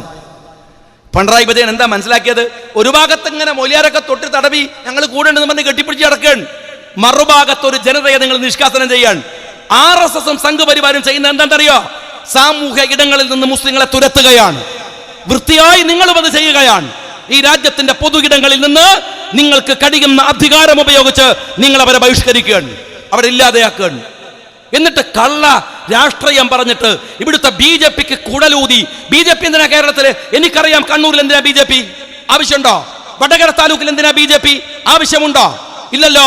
CPM എന്ന് പറയുന്ന വർഗീയ രാഷ്ട്രീയ പാർട്ടിയുടെ തനിനിറം കാണിക്കുന്ന ഇടങ്ങളാണ് അവിടെയൊക്കെ. മാന്യമായിട്ട് പോലും ഒരു ജനതയോട് പെരുമാറാത്തവർ. എന്നിട്ട് CA വന്നപ്പോ കുറച്ച് ആള് പേടിച്ചു എന്ന് കരുതി അങ്ങ് കെട്ടിപ്പിടിച്ചിട്ട് ഇതൊക്കെ മറച്ചു വെച്ച് കളയാമെന്ന് നിങ്ങൾ വിചാരിക്കരുത്. ഈ സമരത്തിനിടയിലും നിങ്ങൾ രാഷ്ട്രീയത്തെ മറക്കരുത്. ഞാനത് വളരെ കൃത്യമായി പറയുന്നു. അത് മറന്നുപോയാൽ നിങ്ങൾ ഇന്ത്യൻ സ്വത്വത്തെ അംഗീകരിക്കണം, ഇന്ത്യൻ രാഷ്ട്രീയത്തെ അംഗീകരിക്കണം. ഈ രാജ്യത്തൊരു ജനാധിപത്യ കരുത്തോടെ നമുക്ക് ഒരുമിച്ച് നിൽക്കാൻ കഴിയണം. അതിന് കഴിയണില്ല. എന്നിട്ട് നിയമസഭയിൽ നിന്ന് വലിയ ചാരിത്ര പ്രസംഗമാണ്. എന്താ പ്രസംഗം എന്നറിയോ? പിണറായി വിജയന്റെ എന്താ ലീഗുകാരാ നിങ്ങൾ സമരത്തിന് വരാഞ്ഞത്? ശരി, ഞങ്ങൾക്ക് ഭയങ്കര തെറ്റുപറ്റി. ഞാൻ ചോദിക്കട്ടെ, ബഹുമാന്യനായ സഖാവ് പിണറായി വിജയ, നിങ്ങൾ മമതാ ബാനർജിന്റെ ഏത് പ്രകടനത്തിലാണ് പോയി നിന്നിരുന്നത്? ഒരു പ്രകടനം വരെ ഷാഗാ കമ്മിറ്റിന്റെ പോയിനാ? ഇന്ത്യയില് ഈ നരേന്ദ്രമോദിക്കെതിരെ നെഞ്ചു വിരിച്ചു പൊരുതുന്ന ഒരു സ്റ്റേറ്റ് ആണ് പശ്ചിമ ബംഗാൾ എന്ന് പറയുന്നത്. അതിന്റെ നായികയാണ് മമതാ ബാനർജി. ആ മമതാ ബാനർജിയുടെ കൂടെ തെരുവിൽ നടക്കുന്ന ഒരു സമരത്തിൽ നിങ്ങളില്ല. എന്താ പങ്കെടുക്കാത്തത്? പാർട്ടിയുടെ സെക്രട്ടറി പറഞ്ഞല്ലോ പങ്കെടുക്കണം. പിണറായി വിജയന്റെ കണ്ണൂർ ലോബി പറഞ്ഞു പങ്കെടുക്കരുത്. എന്നിട്ട് ഇവിടെ വന്നിട്ട് പറയാണ് നിങ്ങളെ സമരത്തിൽ പങ്കെടുക്കണം. നിങ്ങൾ ചങ്ങല ഉണ്ടാക്കിയ ഞങ്ങൾ വന്നോണം. ഞങ്ങൾ ചോദിക്കാനും പറയാണ്ട് ഉണ്ടാക്കുന്ന സാധനത്തിന് വന്ന് നിൽക്കാൻ മുനീർ സാഹിബ് പറഞ്ഞ പോലെ ഞങ്ങൾ ആരാധി ഏർപ്പാടിൽ ഉള്ള ആളുകളൊന്നുമല്ല. അതിൻ്റെ കാര്യമൊന്നുമില്ല. അതുകൊണ്ട് ഞാൻ ചെറുപ്പക്കാരോട് പറയുന്നത്, ഈ സമരത്തെ അതിൻ്റെ സ്പിരിറ്റ് ചോദാതെ യൂത്ത് ലീഗുകാരാ കൊണ്ടുപോകാൻ കഴിയണം. ഈ നാട്ടിലെ ജനങ്ങളെ മുഴുവൻ ഒരുമിപ്പിച്ച് നിർത്തി ഈ നാട്ടിലെ പൊതു ഇടങ്ങളെ നമ്മൾ വർദ്ധിപ്പിക്കണം. നാട്ടിലെ ലൈബ്രറികൾ, നാട്ടിലെ ഗവൺമെന്റ് ആശുപത്രികൾ, രാജ്യത്തിലെ ഗവൺമെന്റ് സ്കൂളുകൾ, നമ്മുടെ രാജ്യത്തിലെ പൊതു ഇടങ്ങൾ യൂത്ത് ലീഗുകാരോട് ഞാൻ പറയുന്നു, ഇതൊരു തിരിച്ചറിവിന്റെ കാലമാണ്. എങ്ങനെയുള്ള തിരിച്ചറിവ്? ജനാധിപത്യത്തിന്റെ ശുദ്ധീകരണ സമയമാണിത്. ആ ശുദ്ധീകരണ സമയത്ത് നമ്മൾ കരുത്തോടെ അതിന് മുന്നിട്ടിറങ്ങണം. ഓരോ സമരങ്ങളും വലിയ തിരിച്ചറിവാണ്. ഗാന്ധിജി അങ്ങനെയായിരുന്നു. ഗാന്ധിജി ഉപ്പ് വറ്റിച്ചുണ്ടാക്കാൻ ശ്രമം നടത്തുമ്പോൾ അതൊരു സമരം മാത്രമായിരുന്നില്ല, അതൊരു മെസ്സേജ് ആയിരുന്നു. ചർക്കയിൽ തന്റെ വസ്ത്രം കോർത്തുണ്ടാക്കുമ്പോൾ അതൊരു മെസ്സേജ് ആയിരുന്നു. ആ ഗാന്ധിജിയാണ് ഇന്ത്യയുടെ സമരനായകനായി നമ്മുടെ മുമ്പിലുള്ളത്. 1947 ഇന്ത്യ സ്വാതന്ത്ര്യം കിട്ടാൻ മണിക്കൂറുകൾ മാത്രം ബാക്കിയുള്ളപ്പോഴാണ് ഗാന്ധിജി പറയുന്നത്, ഞാൻ നിരാഹാരം കിടക്കുകയാണ്. ഉപവാസമായിരുന്നു ഗാന്ധിജിയുടെ സമരത്തിന്റെ ഏറ്റവും വലിയ ആയുധം. അപ്പൊ എല്ലാവരും നെഹ്റു പോയിട്ട് പറഞ്ഞു, ബാപ്പുജി എന്താണ്, ആളുകൾ സ്വാതന്ത്ര്യം കിട്ടുന്ന ആവേശത്തിലാണ്, നിങ്ങൾ ചെയ്യരുത്. ബാപ്പുജി പറഞ്ഞു, ഈ ജനങ്ങള് പോലീസുകാരനെന്തിനാ ആക്രമിക്കണത്, തെരുവിലെന്തിനാ യുദ്ധം ചെയ്യണത്? ബാപ്പുജി പറഞ്ഞു, എന്താണ് നെഹ്റു പറഞ്ഞു, ബാപ്പുജി അത് ഉണ്ടാവില്ല, നമുക്ക് നിർത്താം. വേണ്ട, എന്തു സ്വാതന്ത്ര്യം? മനുഷ്യർ തമ്മിൽ തല്ലിയിട്ട് ചോര ഒഴുക്കിയിട്ട് ഈ രാജ്യത്തിന്റെ വ്യവസ്ഥിതിയെ, പോലീസിനെ വെല്ലുവിളിച്ച്, ഈ രാജ്യത്തെ നിയമത്തെ വെല്ലുവിളിച്ച് എന്തിനാണ് ഈ സ്വാതന്ത്ര്യം? നമുക്ക് വേണ്ട, അതിലവർ ബ്രിട്ടീഷ് ഭരിക്കട്ടെ. അതും ഇതൊന്നല്ലേ? ഞാൻ നിരാഹാരമിരിക്കും. ബാപ്പുജി നിരാഹാരമിരുന്നു. 3-ാമത്തെ ദിവസം നെഹ്റു ഗാന്ധിജിയുടെ പന്തലിൽ ചെല്ലുന്നത്, സമരം ചെയ്യുന്ന, സ്വാതന്ത്ര്യ സമരത്തിൽ പങ്കെടുക്കുന്ന ചെറുപ്പക്കാരികൾ അവരെ തടുക്കാൻ വന്ന പോലീസുകാർക്ക് റോസാപ്പൂക്കൾ കൊടുക്കുന്ന ഫോട്ടോ കാണിച്ചുകൊണ്ടാണ് ബാപ്പുജി സമരം അവസാനിപ്പിച്ചു. നിങ്ങൾ കണ്ടില്ലേ, ഡൽഹിയിൽ സമരം ചെയ്യുമ്പോൾ ആ പെൺകുട്ടികളെ അടിക്കാൻ വന്ന പോലീസുകാരന് റോസാപ്പൂ നീട്ടി നിൽക്കുന്ന പെൺകുട്ടിയെ ഗാന്ധിയെ നമ്മൾ അതുപോലെ വീണ്ടും ഓർമ്മിച്ചെടുക്കുകയാണ്. ഇന്ത്യ മനോഹരമായി തിരിച്ചു വരികയാണ്. നിങ്ങളുടെ മക്കൾക്ക് ഈ സമരങ്ങളുടെ ഭാഗമായി ഗാന്ധിജിയെ കുറിച്ച് പഠിപ്പിച്ചു കൊടുക്കണം, പുസ്തകങ്ങൾ വാങ്ങിക്കൊടുക്കണം. 1940-കളിലെയും 50-കളിലെയും ഇന്ത്യയുടെ അതിജീവനത്തെക്കുറിച്ച് പറഞ്ഞു കൊടുക്കണം. ചാവക്കാട്ടിലെ കാർന്നോമാര് പഴയ സിലോണിലേക്ക് പോയത്, ഗൾഫിന്റെ മണലാരണ്യത്തിൽ ചാക്കു ചുമന്നത്, എന്തെല്ലാം അതിജീവനമായിരുന്നു നിങ്ങൾ നടത്തിയതെന്ന് നിങ്ങളുടെ പുതിയ തലമുറയോട് നിങ്ങൾ പറഞ്ഞു കൊടുത്തിട്ടില്ല. എല്ലാ സൗകര്യങ്ങളിലുമാണ് നിങ്ങൾ അവരെ വളർത്തുന്നത്. അവരോട് പറയണം, ഈ രാജ്യം ദരിദ്രമായിരുന്നു. 1942 മധുരയിൽ നിന്ന് നമ്മുടെ പ്രിയപ്പെട്ട ബാപ്പുജി ഒരു സമരം നയിക്കുകയാണ് ഡൽഹിയിലേക്ക്. ആ സമയത്ത് വൈഗാനദിയുടെ തീരത്ത് നിന്ന് ഒരു കുറച്ചു വെള്ളം കുമ്പിളിലെടുത്ത് തലങ്ങനെ തടവണുണ്ട്, ചൂടുകൊണ്ട് തൻ്റെ തൊപ്പിങ്ങനെ നരക്കനുണ്ട്. ആ സമയത്താണ് ബാപ്പുജി ഒരു കാഴ്ച കാണുന്നത്. കുത്തിയൊലിക്കുന്ന വെള്ളമുള്ള ഒരിടത്ത്, കടുത്തോളമുള്ള വെള്ളത്തിലിരുന്ന ഒരു അമ്മ വസ്ത്രം അലക്കുകയാണ്. ബാപ്പുജിക്ക് മനസ്സിലായി. ആദ്യം ആലോചിച്ചു, അപകടമല്ലേ അവർ ചെയ്യുന്നത്. പിന്നെ മനസ്സിലായത്, ആ അലക്കിയെടുക്കുന്ന വസ്ത്രം എടുത്തിട്ട് വേണം ആ സ്ത്രീക്ക് അവരുടെ നഗ്നത മറക്കാൻ. കടുത്തൊപ്പമുള്ള വെള്ളത്തിലാണ് അവരവരുടെ നഗ്നത മറച്ചു വെച്ചിരിക്കുന്നത്. ബാപ്പുജി പാവമായിരുന്നു, ഹൃദയാലുവായിരുന്നു. തൻ്റെ മേൽക്കോട്ടടിച്ച് ബാപ്പുജി അവർക്ക് എറിഞ്ഞുകൊടുത്ത്, വെള്ളത്തിലിട്ട് തേവി കൊടുത്ത് അവരത് വാങ്ങി ബാപ്പുജിയുടെ മുമ്പിൽ നമസ്കരിച്ചു നിൽക്കുന്നത് കാണാതെ ആ മനുഷ്യൻ തിരിച്ചു പോകുമ്പോൾ എടുക്കുന്ന ഒരു പ്രതിജ്ഞയുണ്ട്. ചെറുപ്പക്കാരെ, എന്താണെന്നറിയുമോ? ഇന്ത്യ രാജ്യത്തിലെ മുഴുവൻ ജനങ്ങൾക്കും ഉടുതുണിക്ക് മറുതുണി ഉണ്ടാവുന്നത് വരെ ഞാനിനി ഒറ്റ വസ്ത്രം മാത്രമേ ധരിക്കൂ. ഗാന്ധിജിയുടെ ഫോട്ടോ കണ്ടിട്ടില്ലേ നിങ്ങൾ? 1948 ജനുവരി 30 നാഥുറാം വിനായക് ഗോഡ്സെ എന്ന് പറയുന്ന തെമ്മാടി ആ മനുഷ്യന്റെ എല്ലിച്ച ശരീരത്തിലേക്ക് വെടിയുണ്ടകൾ ഉതിർത്ത് അത് പിടഞ്ഞു മരിക്കുമ്പോഴും ആ ദേഹത്തൊറ്റ വസ്ത്രമായിരുന്നു.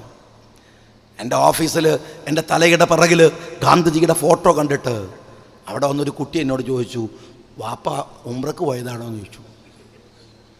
അങ്ങനെയാണല്ലോ ഗാന്ധിജിയെ കണ്ടാൽ ഒറ്റ വസ്ത്രം മാത്രം ധരിച്ചു. അതിൻ്റെ ചരിത്രം ഇതാണ്. ഒരു സ്ത്രീയോടല്ല, ഒരു രാജ്യത്തിൻ്റെ കടപ്പാടിൽ നിന്നാണ് തൻ്റെ മേൽവസ്ത്രം അഴിച്ചെറിഞ്ഞത് ബാപ്പുജി. 1948 അവിടെയാണ് അങ്ങ് ഡൽഹിയിൽ ഒരു കഞ്ഞി വിളമ്പൽ പരിപാടി നടക്കുകയാണ്. ആരാ ഉദ്ഘാടനം ചെയ്യുന്ന കാര്യങ്ങള്? ആകാശം മുട്ടെ ഉയർന്നു നിൽക്കുന്ന വ്യക്തിപ്രഭാവത്തിന്റെ ഉടമ പണ്ഡിറ്റ് ജവഹർലാൽ നെഹ്റു. കഞ്ഞി ഉദ്ഘാടനം ചെയ്യാൻ ഇപ്പൊ എന്നെയൊക്കെ വിളിച്ചാൽ, MLA നിങ്ങൾക്ക് വിളിച്ചാൽ ഞാൻ കൊന്നാ പോവില്ല. പഞ്ചായത്ത് മെമ്പറെ വിളിച്ചു പറയും, പഞ്ചായത്ത് മെമ്പറെ കിട്ടൂല കഞ്ഞി വിളമ്പാൻ. നമ്മളിപ്പോൾ സുഭിക്ഷതയുടെ നാട്ടിൽ അല്ലേ ജീവിക്കണത്? എന്ത് കഞ്ഞി അല്ലേ? 48 കഞ്ഞിക്ക് അമൃതിൻ്റെ വിലയുണ്ടായിരുന്നു, അത്രമേൽ വിലയുണ്ടായിരുന്നു. ഇന്ത്യയുടെ പ്രധാനമന്ത്രിയാണ് കഞ്ഞി വിളമ്പി കൊടുക്കുന്നത്. ഇങ്ങനെ വിളമ്പിക്കൊണ്ടിരിക്കുമ്പോൾ പ്രായമുള്ള ഒരു സ്ത്രീ ഒരു വലിയ മൊന്ത പിടിച്ചിട്ട് കഞ്ഞിക്ക് വേണ്ടി നീട്ടി. നെഹ്റു പറഞ്ഞു അവരോട്, അമ്മക്ക് ഈ മൊന്ത ഒറ്റക്ക് പിടിക്കാൻ പറ്റുമോ? ഒരു ചെറിയ പരിഹാസമുണ്ടായിരുന്നു. അവരാ മൊന്ത പിറകോട്ട് വലിച്ചു. എന്നിട്ട് നെഹ്റുവിനോട് പറഞ്ഞു, പ്രധാനമന്ത്രി, എനിക്ക് മനസ്സിലായി കളിയാക്കല്, പക്ഷെ നിങ്ങൾ അറിയണം, ഇതെനിക്കെൻ്റെ വയറിലേക്കല്ല, 23 വയറുകൾക്കാണ്. അവർക്കിവിടെ പാത്രമോയുമായി വരാൻ ഞാൻ ധരിച്ച പോലെ ഒരു വസ്ത്രം അവർക്കില്ല. അവരോട് മാപ്പ് പറഞ്ഞ് പണ്ഡിറ്റ് ജവഹർലാൽ നെഹ്റു അവർക്ക് പിന്നെയും കഞ്ഞി വിളമ്പി കൊടുത്തു. അവിടുന്നാണ് നമ്മൾ വന്നത്. റിലയൻസ് തയ്ച്ചു കൊടുക്കുന്ന 10 ലക്ഷത്തിൻ്റെ കോട്ടുമിട്ട് നടക്കുന്ന ഈ എരപ്പൻ പ്രധാനമന്ത്രിക്ക് അറിയില്ല എവിടെ നിന്നാണ് ഇന്ത്യ വന്നത് എന്ന്. എത്ര ദാരിദ്ര്യമായിരുന്നു ഇന്ത്യയിലെന്ന്. ബന്നിന്റെ മുകളിൽ മുന്തിരി വെച്ച പോലെ ഈ ചീർത്തു വീർത്ത അമിഷയൊക്കെ കയറിയിരിക്കുന്ന ഇന്ത്യ എവിടുന്നാ വന്നത് എന്നറിയില്ല നിങ്ങൾക്ക്. ദാരിദ്ര്യത്തിനെയും കഷ്ടപ്പാടിനെയും ഇന്ത്യ അതിജീവിച്ചത് മതത്തിന്റെ പേരിലല്ല, മനുഷ്യന്റെ പേരിലാണ്. അവിടെ എല്ലാവരും ഉണ്ടായിരുന്നു, ഹിന്ദുവും മുസ്ലിമും ക്രിസ്ത്യാനിയും സിഖുകാരനും ഒക്കെ. നിന്റെ മതത്തിന്റെ മനസ്സിലെ വിഷം കൊണ്ട് അവരെ അങ്ങ് പറിച്ചു കളയാൻ നീ ഇനിയും 1000 തന്തമാർക്ക് ജനിക്കേണ്ടി വരുമെന്ന് നിങ്ങൾ മനസ്സിലാക്കിക്കോ. ഇത് ഇന്ത്യയാണ്. ഒരു 2ാം സ്വാതന്ത്ര്യ സമരത്തിൽ പങ്കെടുക്കാൻ കഴിഞ്ഞവരാണ് ഞങ്ങളെന്ന് ഈ പുതിയ തലമുറയിലെ കുട്ടികൾ അഭിമാനിക്കുന്നു. ആ കുട്ടികൾക്ക് അഭിമാനമുണ്ട്. ഇന്ത്യയെ തിരിച്ചു പിടിക്കാനുള്ള സമരമാണിത്. ഒറ്റുകാർ വരുമ്പോൾ ജാഗ്രതയായിരിക്കുക, ജാഗ്രവത്തായി നിൽക്കുക, അവർക്കെതിരെ പൊരുതാനുള്ള കരുത്തായി മനസ്സിൽ സൂക്ഷിക്കുക.